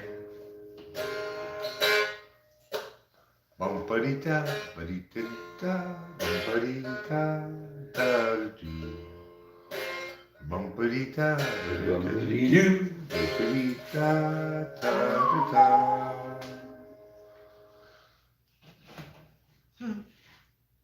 That's one of the oldest songs that I still think is worth playing that I've ever made. Well, the other one I occasionally will play is maybe older, is Trucker's Blues. It was second night. I don't know, that's hard to play. I have a video up on the channel that teaches myself how to play it because I know I'll never remember it. I have to go watch that video and relearn how to play it. That one's a pretty haunting melody. Yeah, that's a good song. She keeps the child sleeping forms of vivid dreams of western lonely nights. Lie behind a million running suns. Yeah, that chorus is really good. Done with.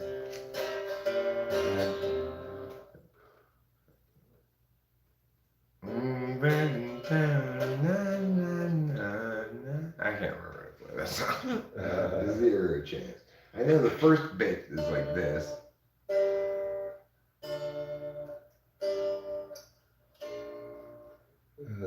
But I have to look at the video to teach myself how to play. Yeah. I'm not a memory expert of memorization. I'm a memory amateur of memorization. Here, let me play. Did I already play the chorus for Angels in the Wing? You play it whatever you want. I'm done playing. Where's my peaky? He's over here. The peaky behind there. I can't believe it only has that one pick you don't like. Maybe I can find something better to be a pick. That pick is like, if you had an angle grinder, we could shave it. I do have an angle grinder. Well, let's shave the pick with the angle grinder. Except the Dremel tool would be better for a pick shave. There you go. Yeah, you got a Dremel tool? Yeah, where's the pick?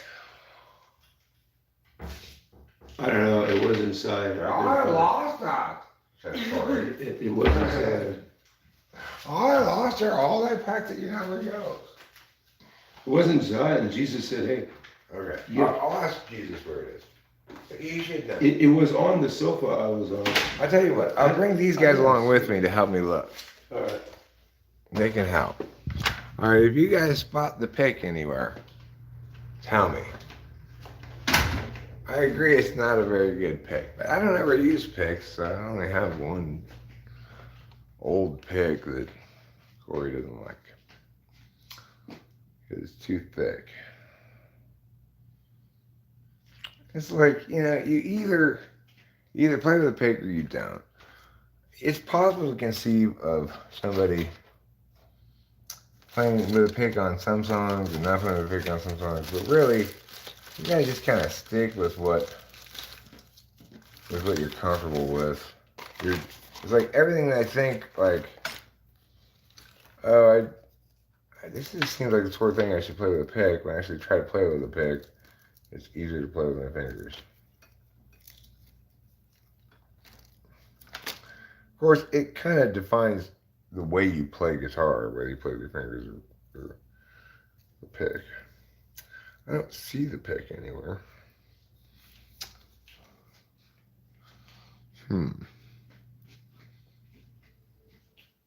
I even put some glasses on. But I still see no pick. Well, unsurprisingly, Corey has lost the pick. That's okay. I'm just going to say, Corey, you go ahead and lose that pick and incur no consequences. You are valued by me that much.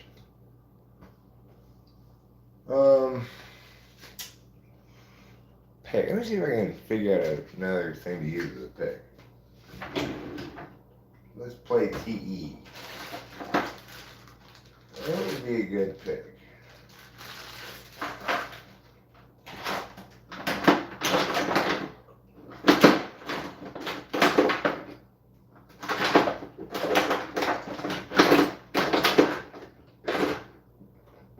Well, what could I make a good pick out of?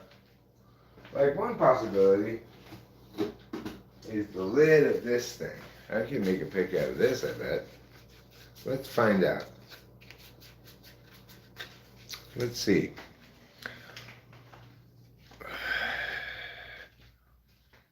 So, what I'm going to do to make a pick out of this, I'm going to take this knife here. Where is that knife? Where did the knife go? I just saw it. I thought I saw it. Where did it go? Didn't I just see it over here? Was I thinking that was it? I guess I was. That's not the knife I'm looking for. But I'll use it anyway. Okay, I'll start with this knife and we'll see how it goes. So I'm going to poke a hole in this. Like so. I'm going to stab myself doing it that way. Is this knife not good enough? I need to get the better knife. I need to get the sharper knife. I need to get a knife that'll live in infamy. You know what? I think I'll use something in the garage to cut this into a pick.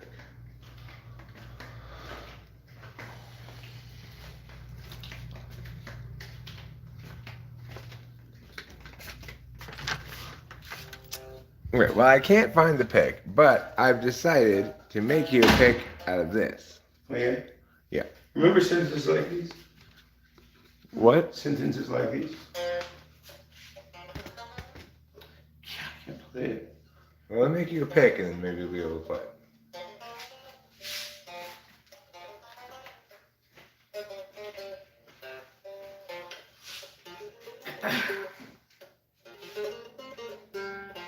What's your favorite instrument to play? Bass. really good on bass. It's so good. Yeah, he's a guitar too. Yeah. Like, My first I mean, instrument was a guitar, but I like bass because like bass forces me to like focus on melody, and I like melody. I like riffs. I do riffs. Like even with guitar, I do riffs. Oh. I love that. That thing. Is that alcohol back on fire? Yeah. Is this pick too big for you? Huh? I can make it smaller. Let's see. Try it out. Let's see. I can make it less pointy too.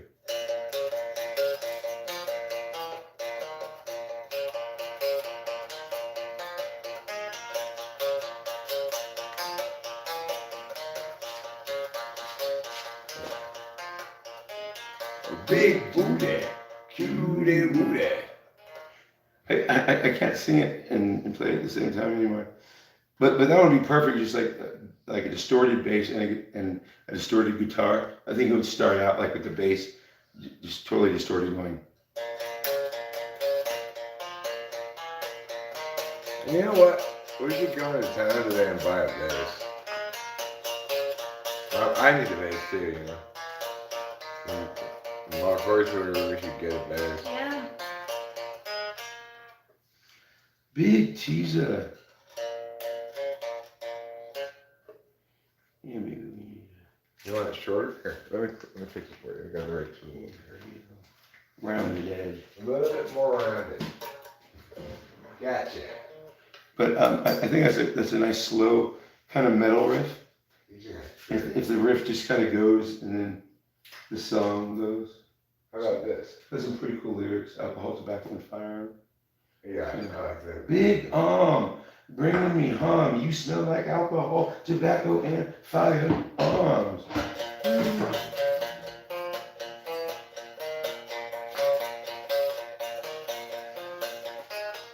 Big booty, cutie booty. Looking like you built it out of nutritious meals. Hey, rain and rain. Falling down your nostrils like an it down the time. Really good now. Meow.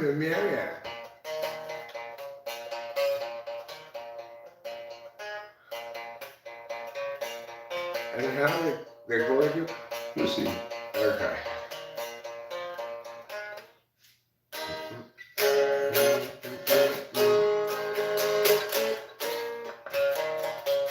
Rage!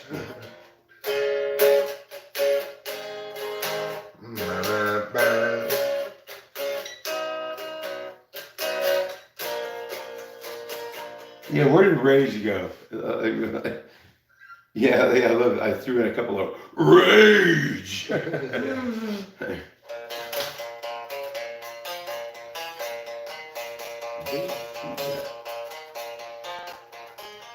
Big booty, booty booty. Looking like you built it out of nutritious meals. Oh, I can't see. I'm so excited. Yeah.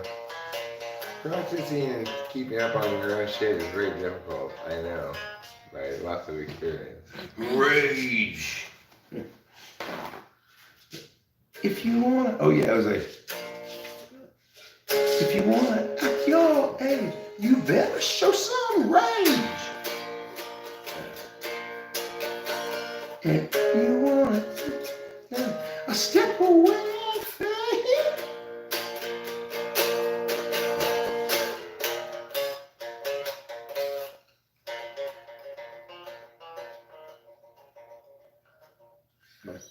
It's a good riff. Yeah, it is. So, what do you gotta do to fix your voice? We gotta fix that. She just has to heal. You just gotta. She's screaming. You gotta stop. Oh, it's from screaming from. Yeah. Well, don't Paul McCartney yourself. What's that? Yeah. He screamed his voice to death. You can't sing anymore? Yeah, like it's like it's just. Like, There's no way I could sing as effectively as I did back in the day. Yeah, I think I did ruin my voice to some extent. But I can sing much more effectively than I'm doing right now. Right. Yeah, if you were like fully rested and not smoked for a couple days and all that stuff, then probably your voice would be come back. My voice is lower now than it used to be, but when my voice is normal, I can sing as well as I used to. I just can't sing as high as I used to. Good.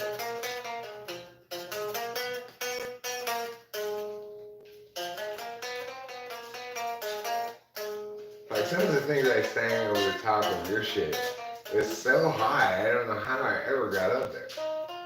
What's the?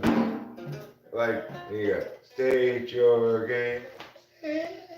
Okay. That's it. I can never do that now. That's way too high to do.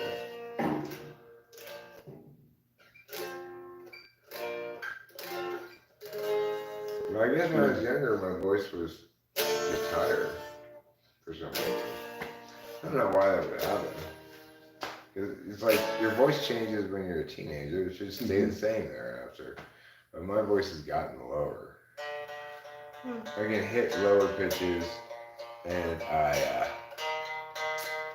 can't hit higher pitches.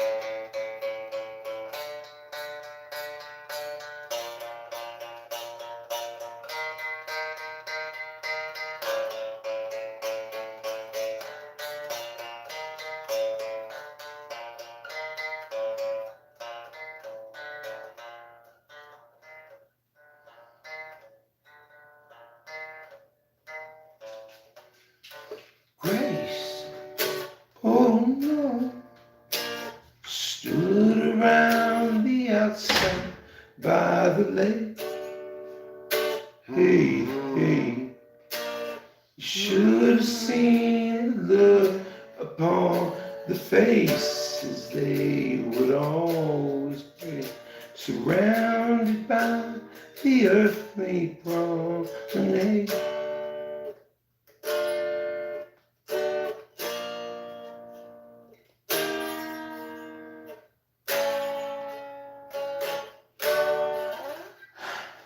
I'm gonna finish that song. You should. You definitely should. Hurry, bind her, take to the master, bring her to Lucifer. Okay, so I'm thinking if we're not smoking, it's kind of hot out here. We should maybe go inside the air conditioning. Yeah, okay, today, yeah. It's already kind of early in the morning and I'm on the road. Well, Corey, that's it's easy to be on roads because they're all over the place. There's one right here. I'm on roads right now. Same Are here. you still live streaming? Yeah. How many people are watching? 8. 8? Yeah, there was like a peak of like 14 or something. But this hasn't been a very good live stream. You know, this is just after I cast a magic spell on myself to make myself dumb. It ceased to be a focused, purposeful live stream in any sense of the word. Do you tell them what drugs you're on? No, well, usually, but in this case, I just said I cast a magical dumbness spell on myself.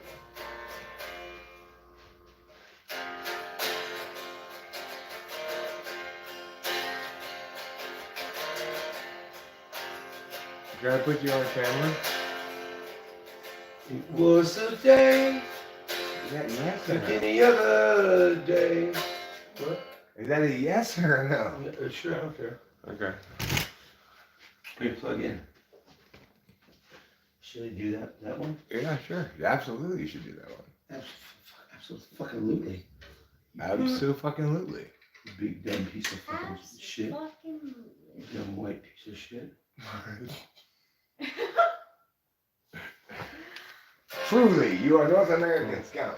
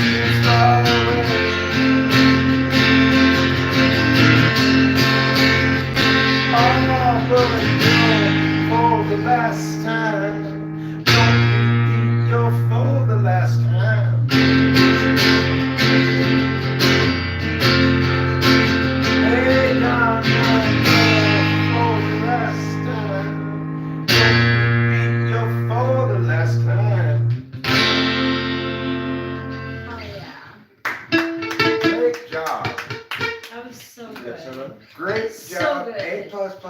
Great. Seriously. Yeah. Like, dude. I mean, like, this.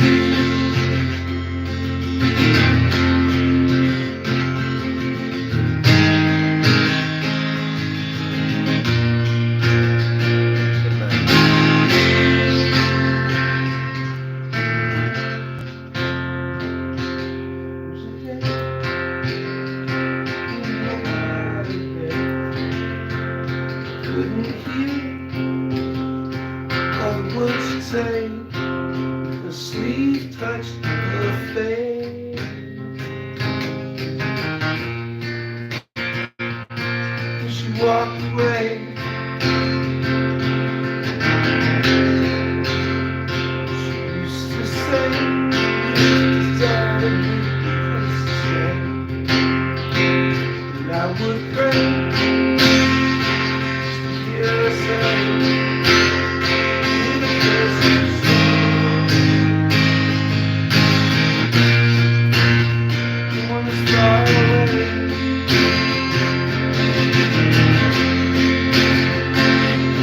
Last night,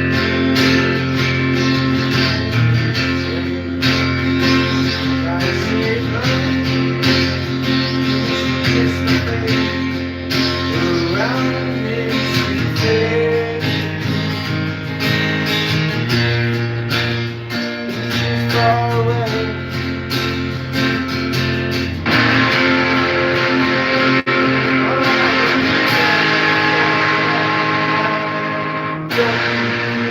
For the last time.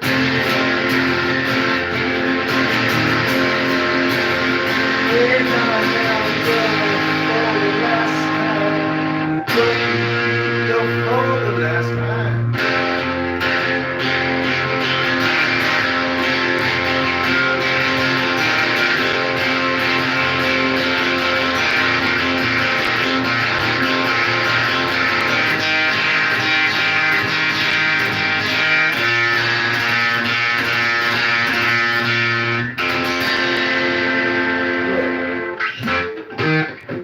Let me hold this for you. I don't want that. We were talking the other day, yesterday, about Jesus songs. So I decided I want to play this song, my entry to the Jesus song competition. Okay. Now this is a song that needs to be modulated or something because it's not in my singing range, but I can sing it if I sing it the low way. Who wrote this? I did. If Jesus was people but absent of sin, he must then have struggled with regular men and women, of course. They too were present, disciples all verily high in the lesson. Oh, Lord Jesus, once they're betrayed, the easy believing forever is lost. Maybe naive is not to be saved, but the wise pay a terrible cost. If people knew Jesus, they'd know as they think, everyone's work would be true. Feelings once spoken would settle and sink, we'd all know just what to do. But people aren't Jesus once they're betrayed. The easy believing forever is lost. Maybe naivete is not to be saved, but the wise pay a terrible cost. No one you thought you looks like you never had. The life you made for two has faded into regret. There's no one been shaken, we all have been shook. But being forsaken don't mean you're forsook. And though in the past we've been hung out to dry, we'll find them at last if we're willing to try. People aren't Jesus once they're Crazy believing forever is lost.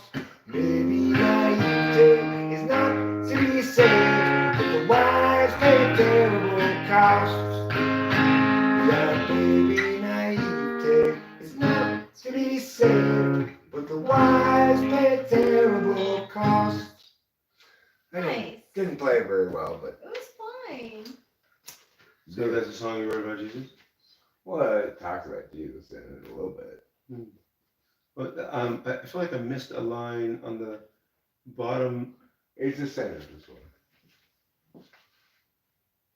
Otherwise, okay. Maybe naivety is not To be saved, but the not to wise say, pay. but the wise pay it a terrible cost. Yeah, okay. Yeah. It's about how Can I try playing it? people are fucked up. Can I see if I can play just from those What? chords? Can I see if I can play just from that? Sure, it's in 3. I didn't really. Three. Yeah. 1, 2, 3. 1, 2, 3.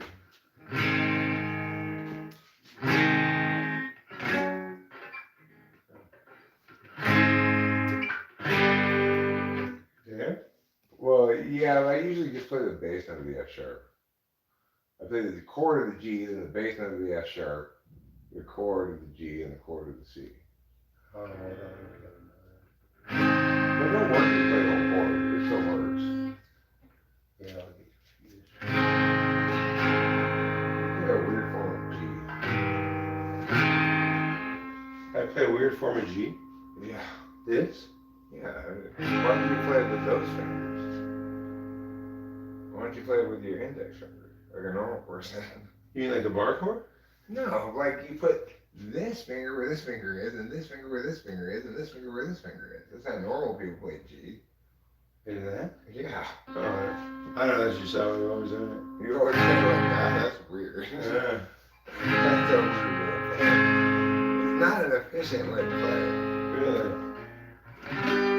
Yeah, because these the closer to number 1 your fingers are, the more deft they are. Hmm. Yeah, I'm not gonna do that, sorry. That's fine. That's totally fine. Here. We'll play another song. I at least have these things here so I can remember my songs. I'm so glad you found your phone. I know, me too. Oh, we couldn't have live strummed. Play a million. Did you only find your phone because I texted you? Yeah, it beeped. I walked in the garage to smoke a cigarette and I heard my phone. Uh, I was like, that could be Corey's phone. It's definitely not Rachel's phone. I Yeah. think it's my phone. And I yeah, I found this thing last night when I was going to bed on HP Lovecraft. Pretty based. Based. It's based. What? How do you use these again? Bass is the opposite of cringe. Oh. But yeah, I guess a little convoluted. Amelia, go from that place to come to you. The details of your case. Amelia, when you rise above, floating ahead and soaring like a dove. What will they say when they look at you?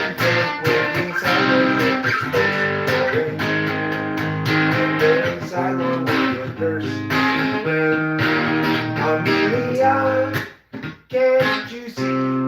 You and I will never be. Amelia, yet you're still free. Too much opportunity to leave out in the rain, Amelia. Amelia, Amelia! we're watching you. There and sure, no matter what we do. Amelia, when you rise above, floating ahead and soaring to the dove. What will they say when they look look at you then moving sideways in the space you're in. And there is how much you close to Amelia, can't you see that you and I will never be? Amelia, yet you're still free.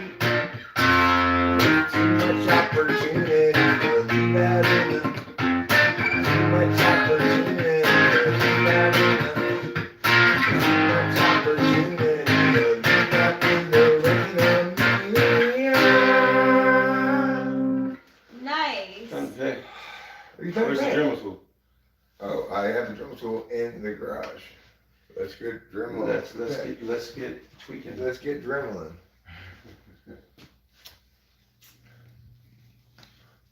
I don't understand why people buy picks this thick. Well, I mean, I bought that pick like 30 years ago. I just never used picks, so it's been sitting in my little police car thing. Remember that little metal police car I had that I put like adapters into? No. I'll show it to you. You'll remember Like a it. toy police car? Yeah, I still have it. It still has adapters in it. Amelia Earhart, I think you're special. Oh, Katie, hi. Aren't you a special kid? You deserve to have a special feeling. Amelia, when you rise above. Okay. Corey, here's the police car I'm talking about. Now, do you remember it? Oh yeah. The Dremel's in here? No, that's my adapter and stuff. Oh. This is where the pick was. Ah. And that's how old that pick was. Oh. So anyway, Oh, it's dirt. It's got hair on its stomach. why don't we take out the Dremel tool and Yeah, see yeah. what we can accomplish in terms of dremeling down the Is this still live streaming? Yes, it is. How can you tell who's on here? Well, you can tell better on the TV or on a laptop, but if you want to make the live chat pop up, you just do that. But it's hard to read. You got glasses. You want some glasses? I got some glasses. See. Are you paying attention? Are they paying attention? They often chat amongst themselves. The Corey dance. What was going on? The Corey dance was underrated. Ernst Kreshner was the first major figure in constitutional psychology. Do you find correlations at Rubin? Hey, what's up, Rubin? I heard Eric was talking shit about Ted Kaczynski yesterday. Don't listen to him. He doesn't know what he's talking about. It's Corey. It's Mr. Bobby. It's Corey with an H. Karma's pimp. It's Eric's friend Corey. Hi, Corey. Hi. All right, let's see that pic. Hi, Win stands. Well, what? Oh, yeah. We need to shave it down. We're tweaking on pick repair. There's no way to approach the use of a Dremel tool without admitting that you're tweaking. Hi. I think you use that occasionally as a ball out there. No, I'm not one of those. My name is spelled Cohry. Well, aren't you determined to not have people spell your name correctly? But there's 7 Q's in it as well. I purposely misspell it all the time because you don't want me to spell it right. Oh, I see. Yeah, it doesn't have that H.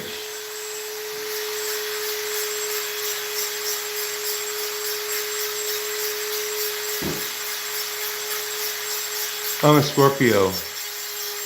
I'm an INTFY. I'm an INTFY with a dominant gene. Oh, talking with famous people. Hi there, Corey. Probably shouldn't see that. Oh, Corey, nice. What's on it? Yeah. Carmen. Hey, Mr. Brown.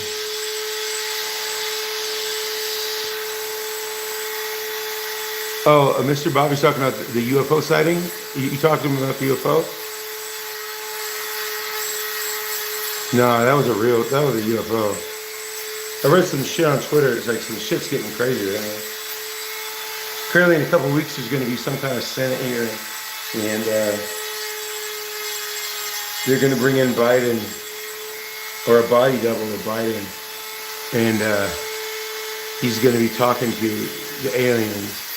Apparently, the aliens aren't friendly, but they really don't want us to use our nuclear weapons. WTC7. Are these people woke? Who? Do you have 9/11 truthers on here? There's just Somebody just said Building 7. Yeah, looking at Project Bluebeam. Yeah. Mr. I'm a Bobby- little worried it could be a psyop for sure. Mr. Bobby, you're Yeah. gonna love Corey because he's into these things. It's a psyop for sure. Mr. Bobby loves this shit. Yeah, and WTC7 is the most obvious. Like, Yeah, I agree. I don't care about the Twin Towers, whatever. But WTC7, fuck you, dude. WTC7 is It's like, wait, well, nothing hit this. fuck it, we can't come up with any good Five columns had to collapse simultaneously, located in disparate parts of the building. Oh my God. They take everyone as stupid. You know what's fucking funny? Tucker Carlson is even talking about WTC7 now on his Twitter show. I thought that was very brave. Here you go.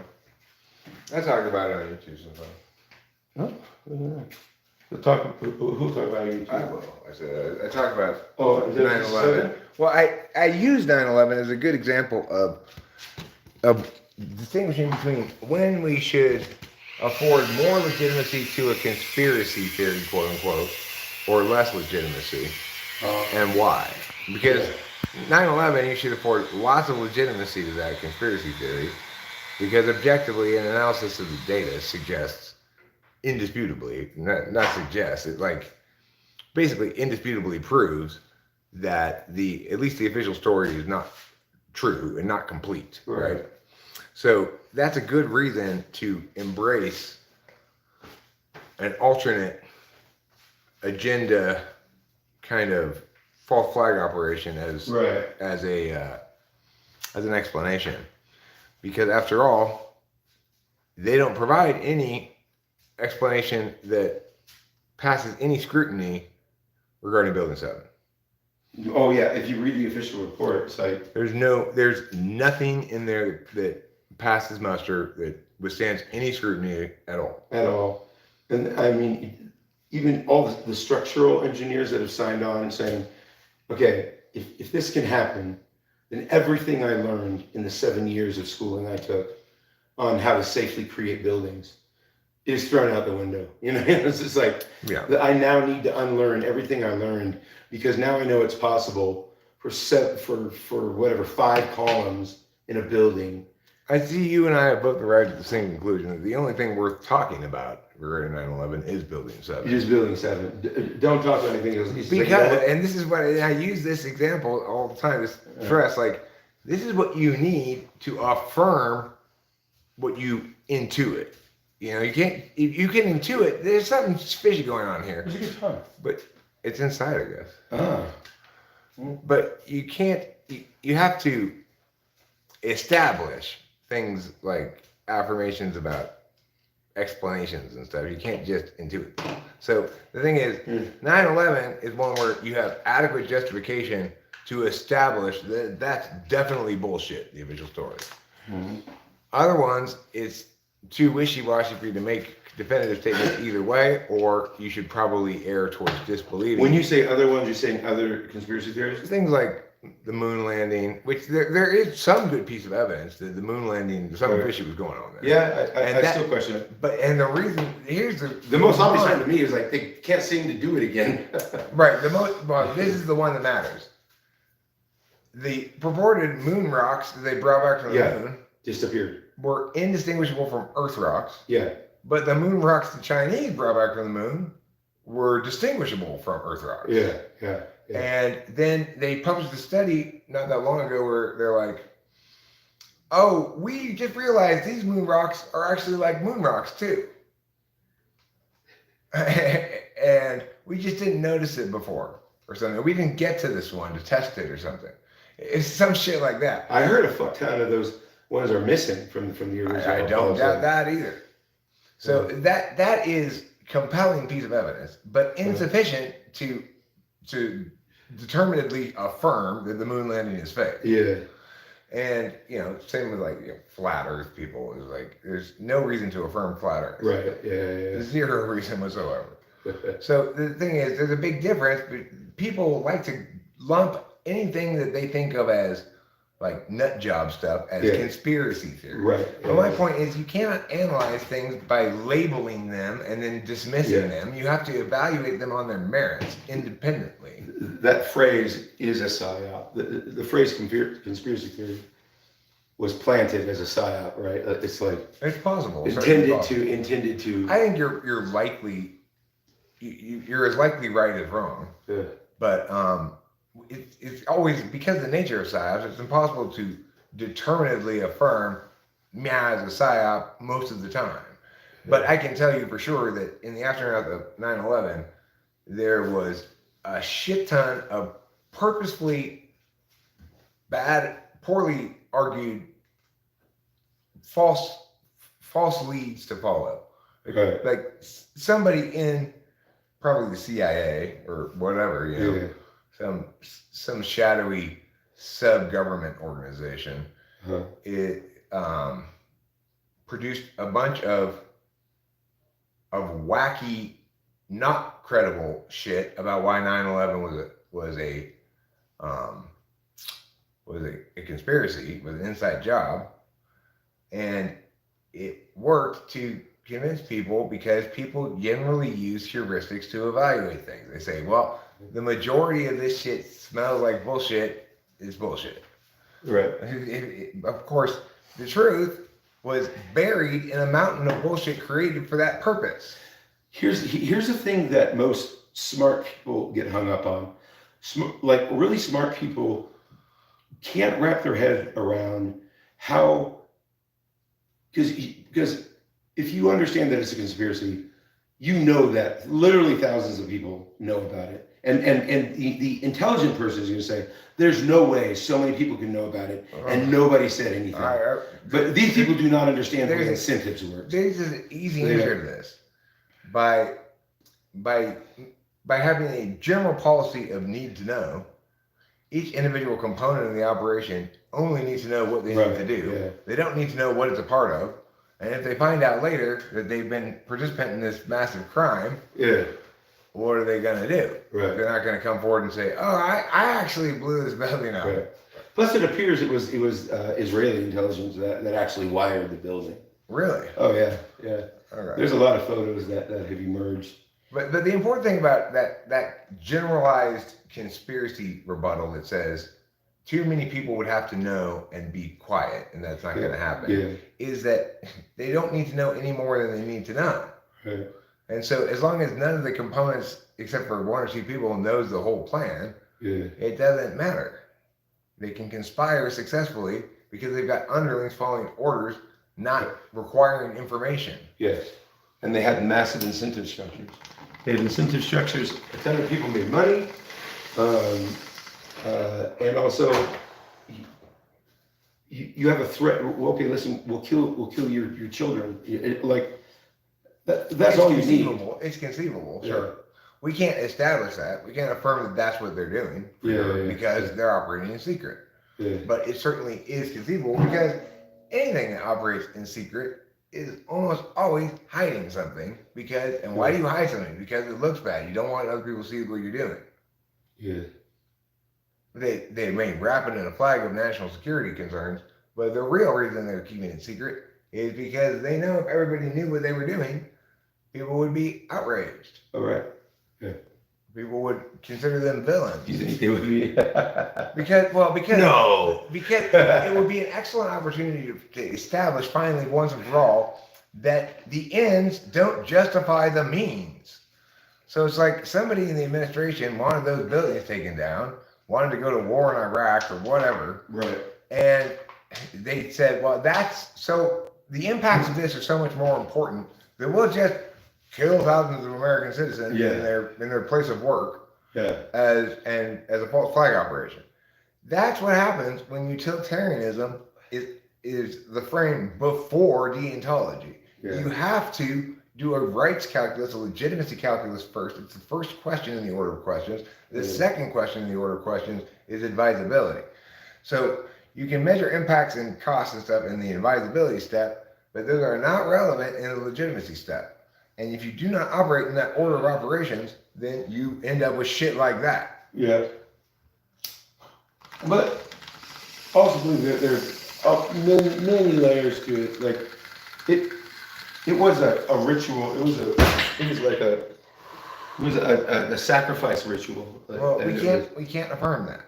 You may You intuit can't. that. But there's a lot of symbology that went around it. Okay, so you may see patterns in the data that suggest that, Yeah. but we can't affirm that because we don't. We can't, yeah, and it's doubt that. stupid, and yeah, and the problem, that's why WTC 7 is the only effective way to really have any conversation with it about it. It's like, please just look at this, it's just like, do you really believe, like, nothing hit this building, there's a couple of small fires, there's timestamped news reports predicting that it's going to fall before it fell, and yeah, it was,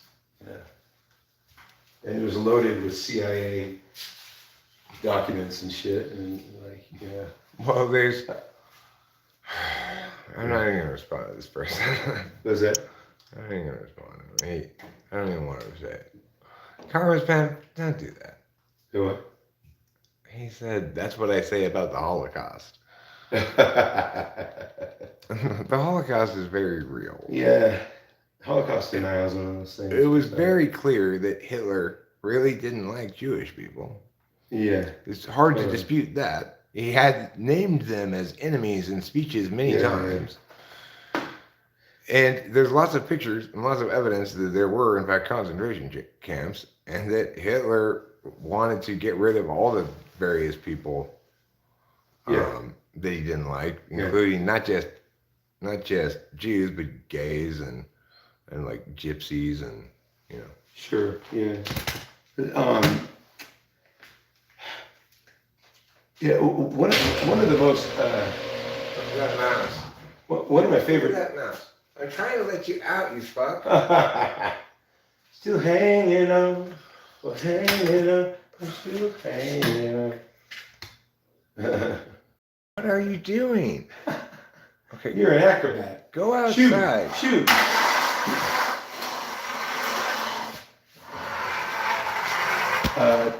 There. Curtis Yarvin, I think, is one of the coolest people to talk sense into right-wing people about the Holocaust being real.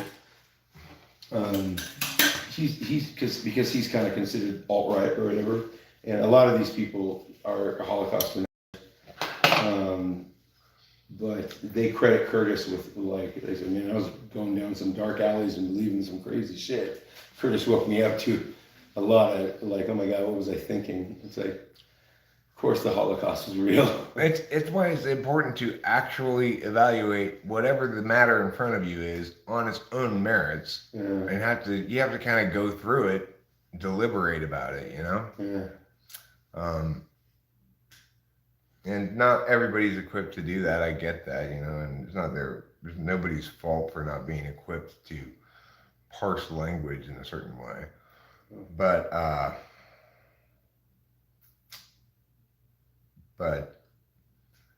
if we could engage in discourse that is driven by disinterested calculus rather than an interested calculus, because like, the best advocacy is reluctantly advocated by somebody who's concluded that this actually is the best choice, even though I don't like it. So I will advocate for it. Because that proves he's disinterested, right? Yeah. Yeah. Now you could posture as that, and it wouldn't make it good. Right. But if you were actually that, and you're good at analysis and deconstructing things and whatever, then that's the ideal kind of advocacy to follow.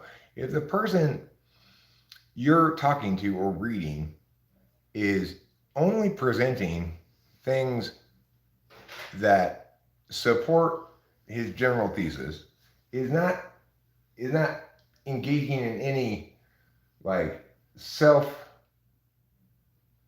self-checking rhetoric, or here's why you should validate what I'm saying rhetoric, well, then they're driven by their feelings, not by their reasons. No, I agree.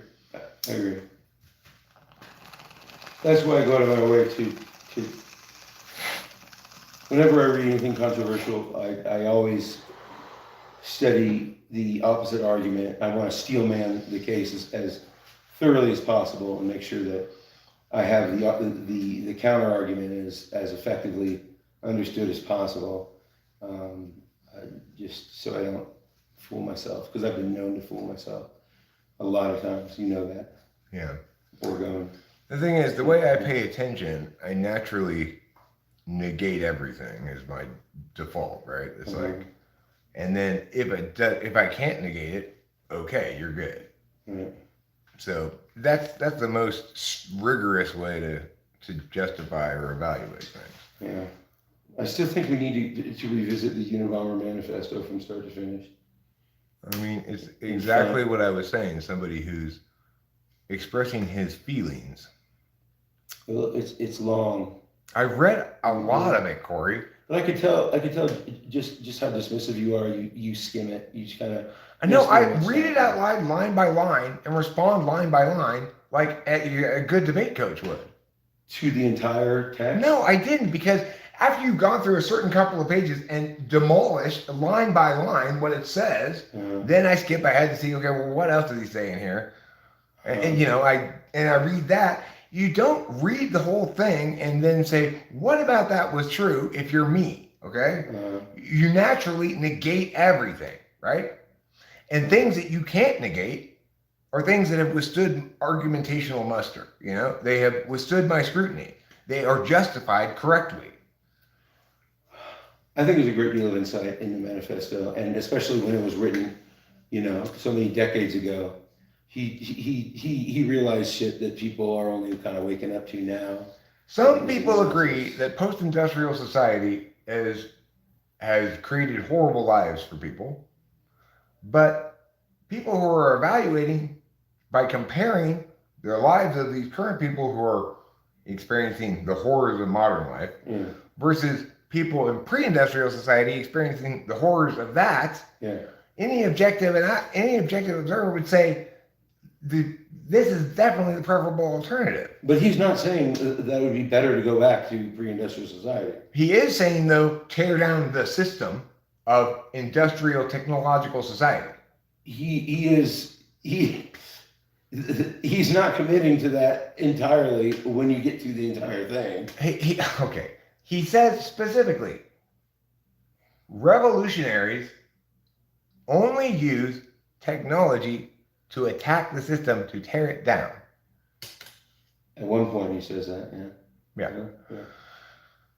If later on, many paragraphs later, he says something like, now look, sometimes revolutionaries, you may want to like text when you're in the bathroom or something, and that's okay occasionally. That doesn't make it better, it makes it worse. Sure. You know, he's already made the statement, it's indefensible by anybody's evaluation. All right. That's how I go through things. I go through everything like that the same. I'm fair about everything. Yeah. I'm not a hater. Sure. I'm not an intellectual hater, and I'm not a musical hater. I'm not any kind of hater. Sure. I prefer to be correct about what's correct than to be a hater.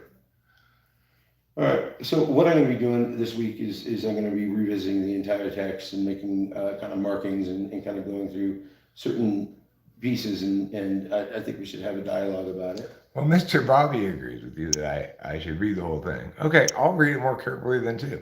I mean, the thing is,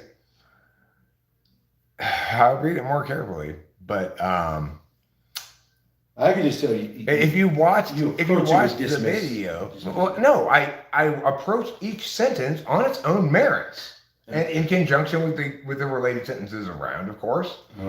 I don't go in to each sentence like if I hit a sentence that says, and it's caused indescribable destruction in the natural world. I say, well, that's definitely true, because it is. Okay. I mean, the post-industrial society, industrial revolution definitely fucked up the earth badly. Yeah. So that's true, and I acknowledge that. The thing is, that's it was like sentence, bullshit, sentence, bullshit, sentence, bullshit, sentence, true. That's not something worth reading. I disagree with you. I think that we could find value in things if, like, I could disagree with some things. Like with Curtis Yarvin, I think Curtis Yarvin is one of the most fascinating reads. Okay, well, I have not read any Curtis Yarvin. I have no opinion about him. But like, I disagree with a good 30% of the shit that he says. Okay, but it doesn't even matter what's being said to me because of how I pay attention. Okay, not because it's better this way, although it is for this. But I pay attention the same way to everything. I am not. You say I'm being dismissive. I'm being negationary because that's the strictest way to evaluate whether something's correct. Yeah. If you were as strict with your argumentational tastes as you are with your musical tastes, you wouldn't like that shit. When you first, so I was the first person that made you start thinking about evolution being a crock of shit, right? Is that true? I mean, I did remember after I determined that evolution was bullshit that you had said that before, and I was like, Corey was right after all. But that's not what prompted me to get into it. But what was your thought when I had talked about that before? Would you roll your eyes at like what I was saying? No, I wouldn't roll my eyes. I thought probably I don't know enough about this to fully negate what he's saying. Really? Yeah, because I operate discursively responsibly. I don't try to negate things that I'm not equipped to negate. I don't try to affirm things that I'm not equipped to affirm. So there are certain things that you seem to think are necessarily true, and you think it's weird that it is even questioned at all. Like when we were talking about government systems, and like I was talking about democracy. No, I don't. You seem to think I'm some sort of champion of democracy. I'm a champion of individual autonomy and rights in an ordered society. And whatever accomplishes that is a government I will support.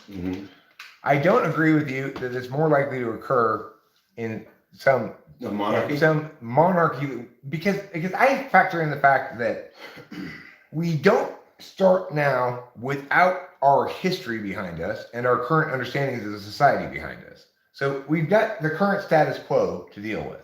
The hypothetical of whether a monarchy might be a better way to sustain individual autonomy in an ordered society. Well, that hypothetical can only be meaningfully evaluated if you consider how it is you're going to transition.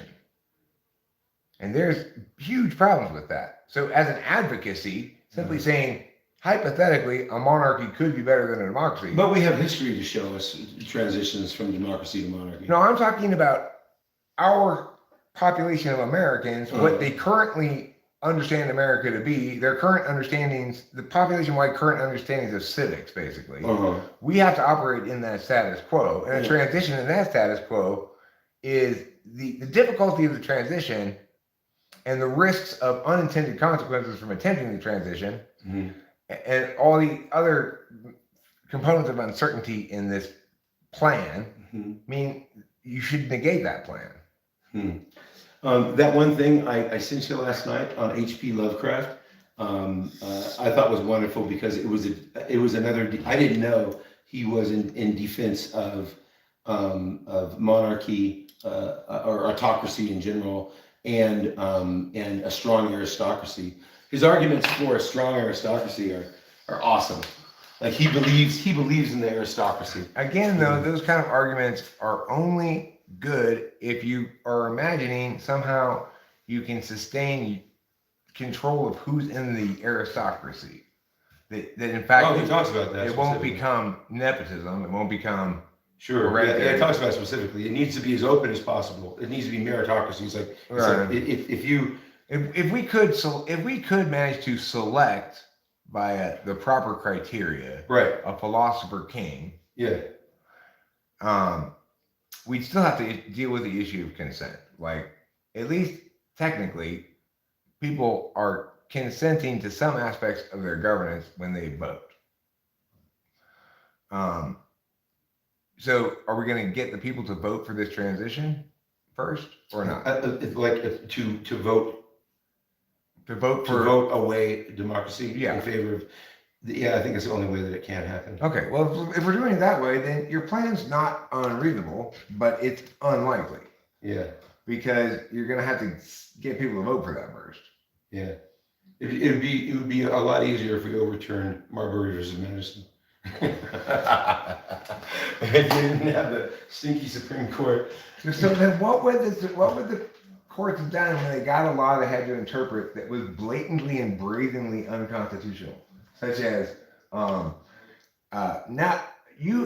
American woman can have a handgun because women aren't capable of handling guns. That's a law they passed, and you as the court here have to interpret that law into something that is going to be imposed on people that in a meaningful way. How are you going to interpret that law in a constitutional way?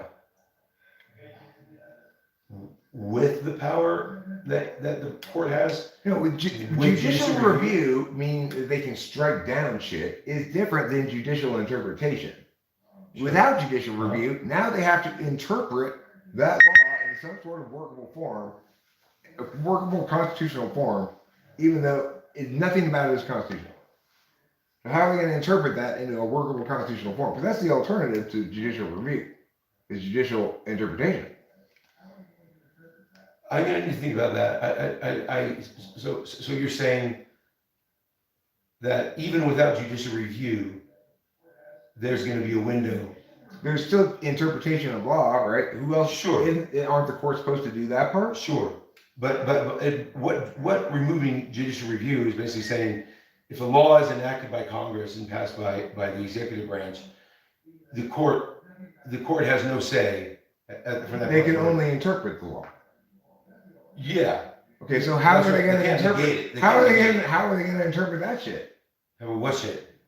No woman in America may own a gun because women can't handle guns.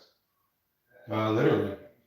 So they're just going to say that is the law, and the Constitution should be ignored. If that's it, yeah, because that's not their. So what happens when the other side says, but there's this other law called the Second Amendment that protects the individual's right to bear arms? Shouldn't that law take precedence, judges, over this law? Yeah, but it's just not the judges. It'll fall back on Congress, right? No, but the The person more- is being prosecuted right now. A woman's being prosecuted for having a gun because this law passed, Sure. Yeah. and she's being prosecuted for it. Yeah. Her defense is the Second Amendment. Sure. What are the judges going to do? They can't reject the law as unconstitutional. They can't. They're not allowed to agree with her correct argument that the law is unconstitutional. They have to interpret the law in a constitutional way. They're burdened by their oath to do that, and they But now they have wouldn't- no option, right? But would they even hear that case if the case was? If she's being sounds like a case of prosecuted, judicial- they're trying to put her in jail for having a gun because she broke the federal law that women can't have guns. Okay. So yeah, she has to have a trial. Okay. So Got it. yeah, they have to hear the case. Yeah. And Yeah. she's arguing, I think we should prioritize the Second Amendment over this law. And in fact, I'm innocent because of the Second Amendment of any crime. What are the judges going to do? The judges are going to have to uphold whatever the So they just put her in the jail. letter of the law. But we've already agreed that they interpret, they write their decisions, their reasons for a decision, right? Sure. Yeah. So what are they going to write? Are they allowed to say what's obviously true, that this law is brazenly unconstitutional?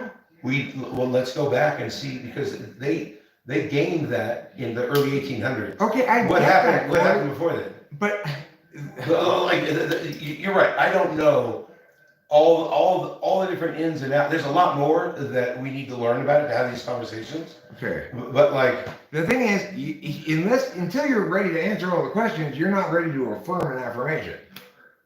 what's the affirmation? The affirmation is that we should overturn that court decision. Well, I'm saying it's clearly wrongly decided.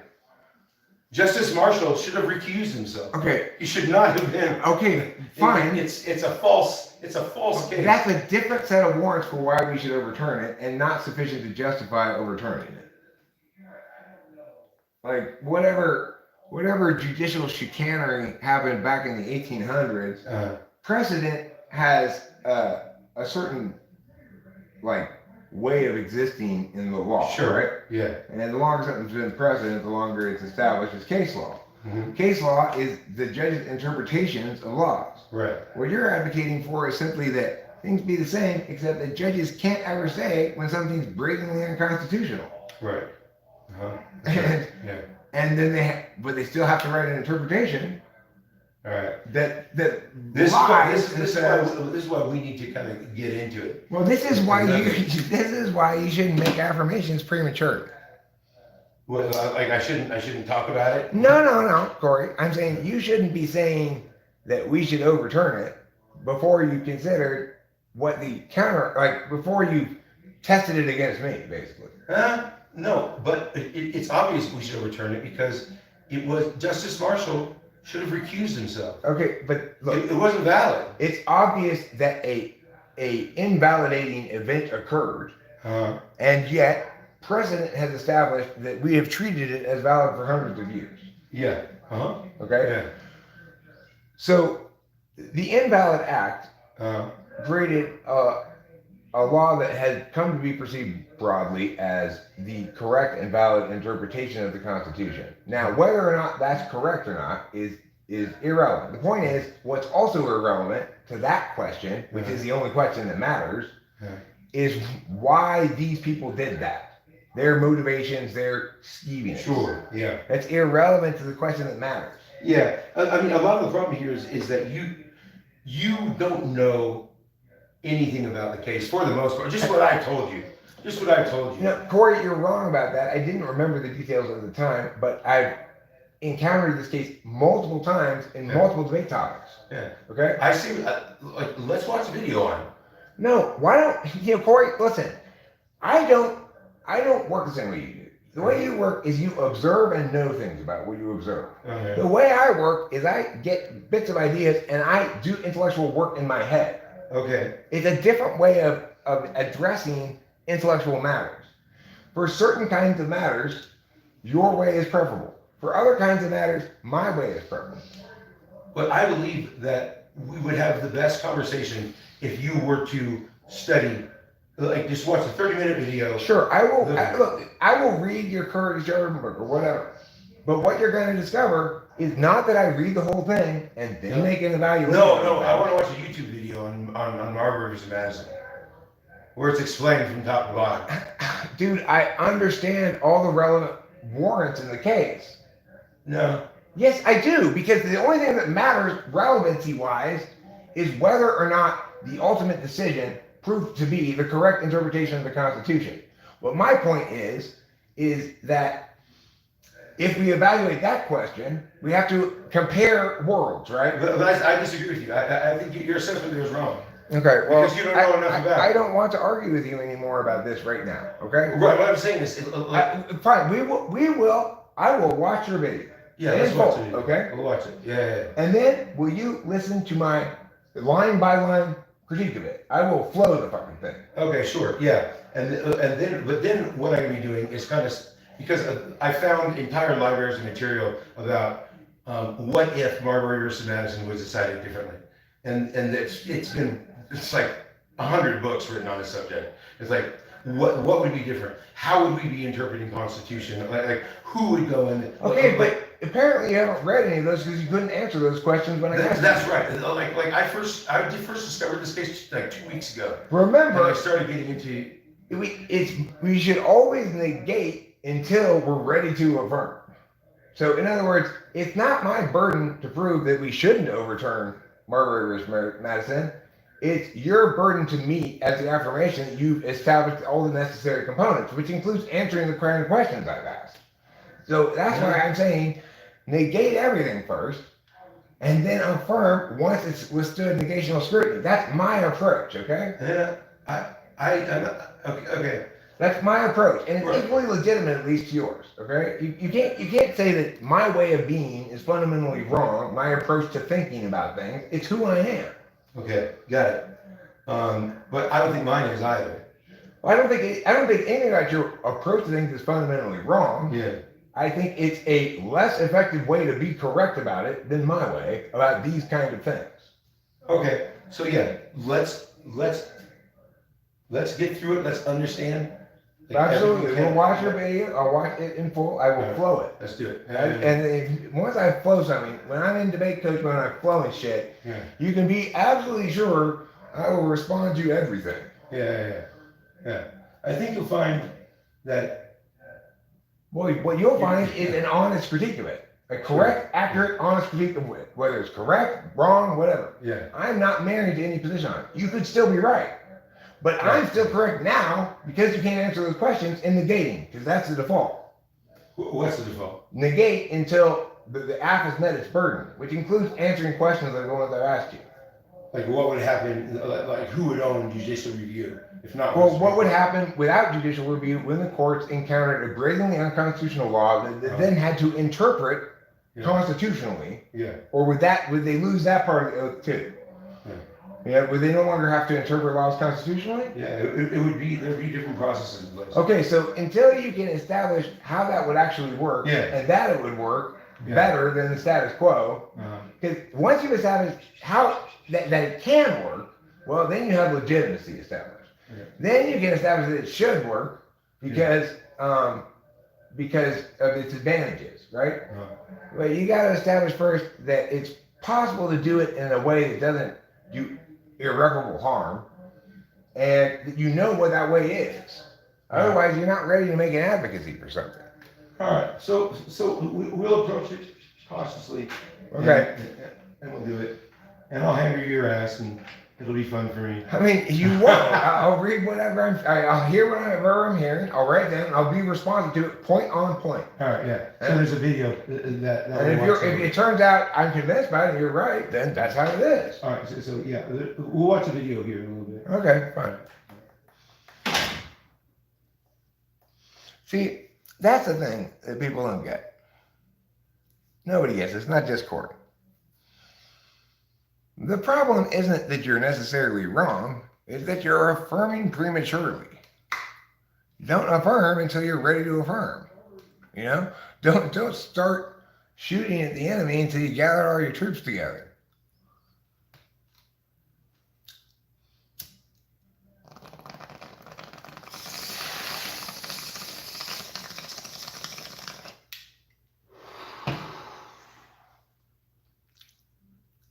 All right, so Corey and I have had several kind of contentious exchanges together here because Corey came in not respecting my intellect at all, basically.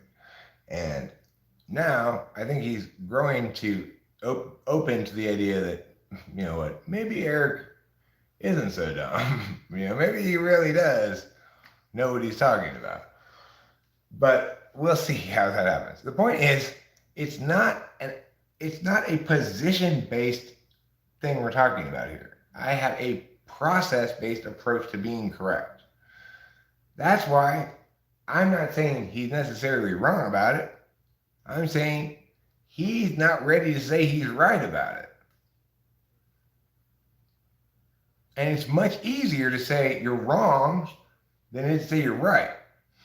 You're wrong if you aren't right. So if you can't answer these questions, blah, blah, blah, blah, then it's wrong of you to affirm this thing. You're not ready to affirm it. It's easy to negate things because all you have to do is show the app doesn't meet its burden. Because the app's advocating a change in the status quo. So they need to establish both the legitimacy of the proposed change and the advisability of the proposed change. That's their burden. So, and it should be, obviously. Otherwise, if it were the other way around, you'd have to just, you have to do work to prove even those patently absurd notions undesirable. Like somebody goes, okay, my advocacy is very should kill everybody. And then you'd have to, they don't have any burden to establish that's a good affirmation? No.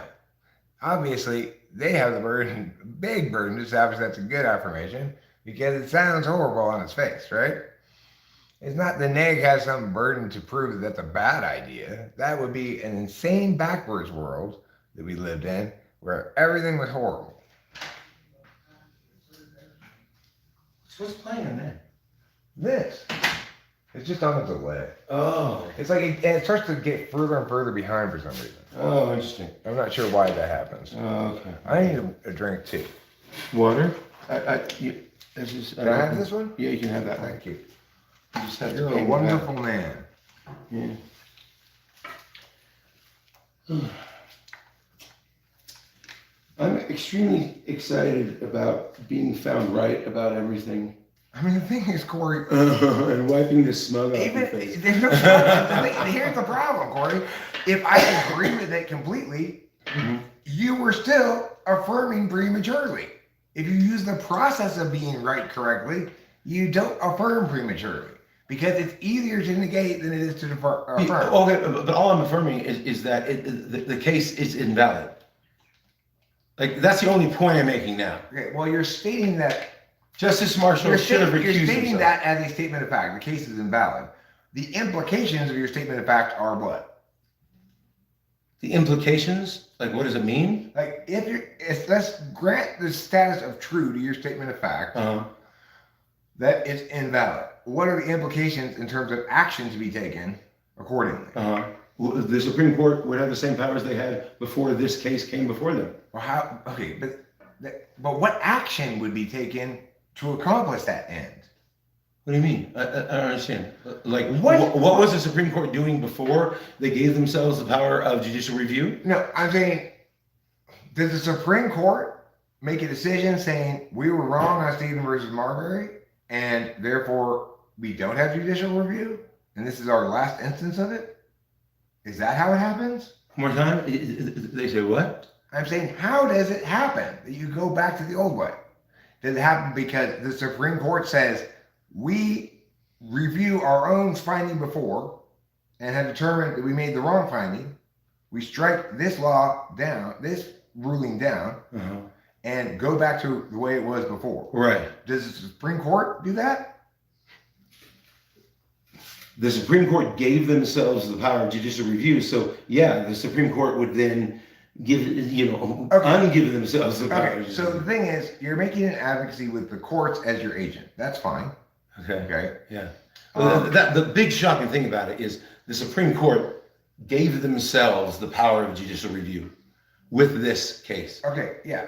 The thing is, you're obsessed with the status of things being invalid, right? But what I'm saying is implicit in your dissatisfaction with that status quo is an advocacy that it be overturned, that decision. Yes. Since nobody has the power of judicial review, who overturns it?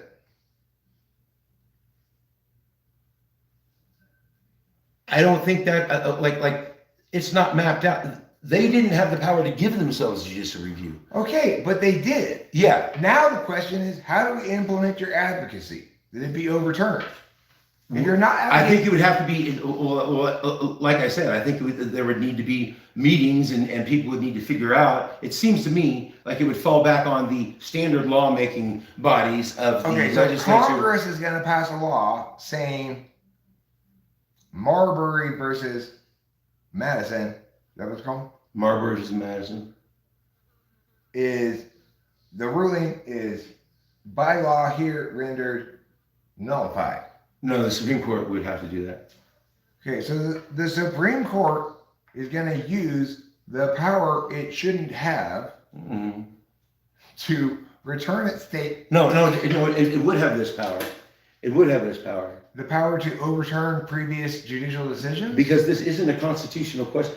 The power of judicial review was never given to the Supreme Court in the Constitution. They're not ruling on whether or not that's constitutional. But also, the Supreme Court is not one of enumerated powers.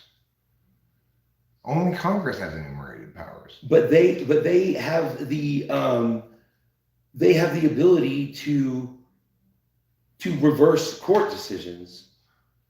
Yes, they do. That's called judicial review. No, judicial review is only finding laws passed by Congress unconstitutional. But a judicial review of a previous decision about a law's constitutionality is a revisiting of the question of that law's constitutionality. Is a revisiting of that law's constitutionality. The question of that law's constitutionality. In other words, the wrong arguments have to be rectified with the correct arguments on paper by somebody. The reason that it's overturned is not because of the arguments about that ended up with judicial review. It's that Justice Marshall should have recused himself. Okay, but that's not going to be sufficient reason to overturn it, because they overturn it. Sure it is. They don't, because in the status quo, not shit that old. The scope of precedent having been set is going to outweigh that substantially. Just like, look what they did with that one law after Civil War, where they said, except judges. Every government official can be sued if they violate your rights. And then they interpreted that to mean except judges and DAs and sort of cops. Right? So that kind of bullshit, right? Now, no, they didn't find that law unconstitutional. They didn't use judicial review. They just interpreted it to mean something entirely different than what it said. Yeah. So my point is, if we can't establish some actual process by which this can be accomplished that doesn't involve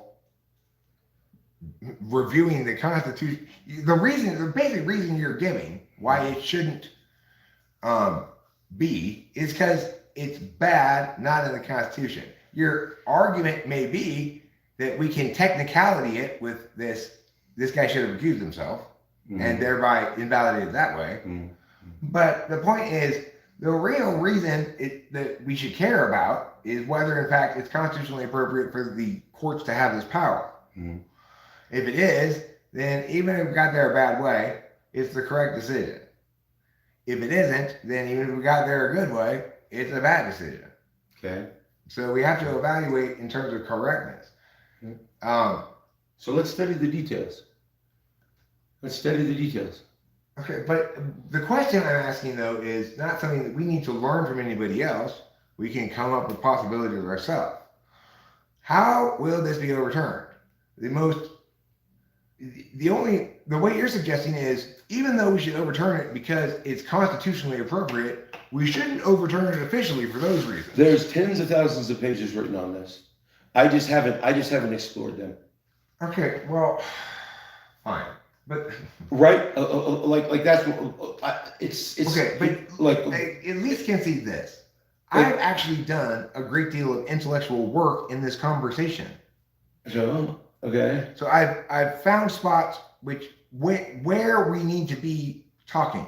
In other words, the issue here ultimately, even if you're right about the overall question of whether it was a valid case or not. But if it was, the problem is you've double bound yourself, right? It's like you actually do care about whether the judicial branch should have that power in the Constitution, right? Right, yeah. But you're saying it's not okay for them to use that argument in overturning it. Because it's an example of what you oppose. I don't think I'm saying that. I mean, I'm saying that. How are you not saying that? But like instead of kind of like talking in circles around this, why don't we go in and research the tens of thousands of words that have been devoted to the subject by legal scholars that have looked at this any which way. It's still considered a contentious case. Okay, fine. I will do my job. I will go to work. I will go read scholarly literature about this fucking thing. Okay? I want to watch certain things with you. There's a really good video that I found that I think it's about 40 minutes long, but he just kind of breaks down all of the details really well. He doesn't go into the what ifs afterwards. He does talk about the fact that it was extremely controversial, that the Supreme Court was extremely nervous about ever using the power of judicial review for years, just because it was so contentious. Like at the time, he was like, "This is crazy." Like a lot of the population thought the Supreme Court, Justice Marshall in particular, just pulled a coup and made the Supreme Court the most powerful branch of the government, and that's what happened. Right? It was a huge upset at the time. Well, I mean, that's your aristocracy, right? 9 lifetime appointed people making decisions about things. I thought you wanted an aristocracy. Not that aristocracy. Well, see, this is the problem, Corey. You got to take things in terms of how they work as affirmations, not just how they work as conceptual notions. But aristocracy is much broader than judges, you know? I mean, but the principle is the same. We select a few of the best people to have the most power. To have more power, yeah. Uh-huh. Yeah. Okay, so the principle is the same. Therefore, the phenotype doesn't matter. Oh, so are we going to go watch the video right now? Yeah, we'll go inside. Let's do it. We'll do it? Yep.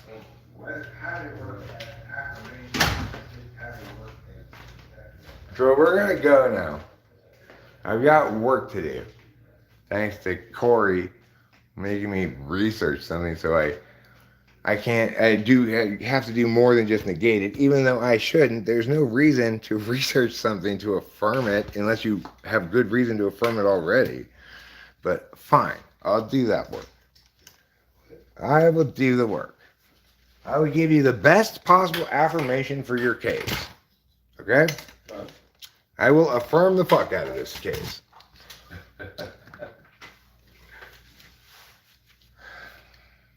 So yeah, just look up Marbury vs. Madison. I know what to do. I'm a debate coach. I will affirm your side of the case, okay? There's just one video, but I mean, the video we're going to watch, he's not affirming my side of the case. He's just thinking it's very interesting, and he talks about kind of the historical relevance of it, and he's certainly not on my side.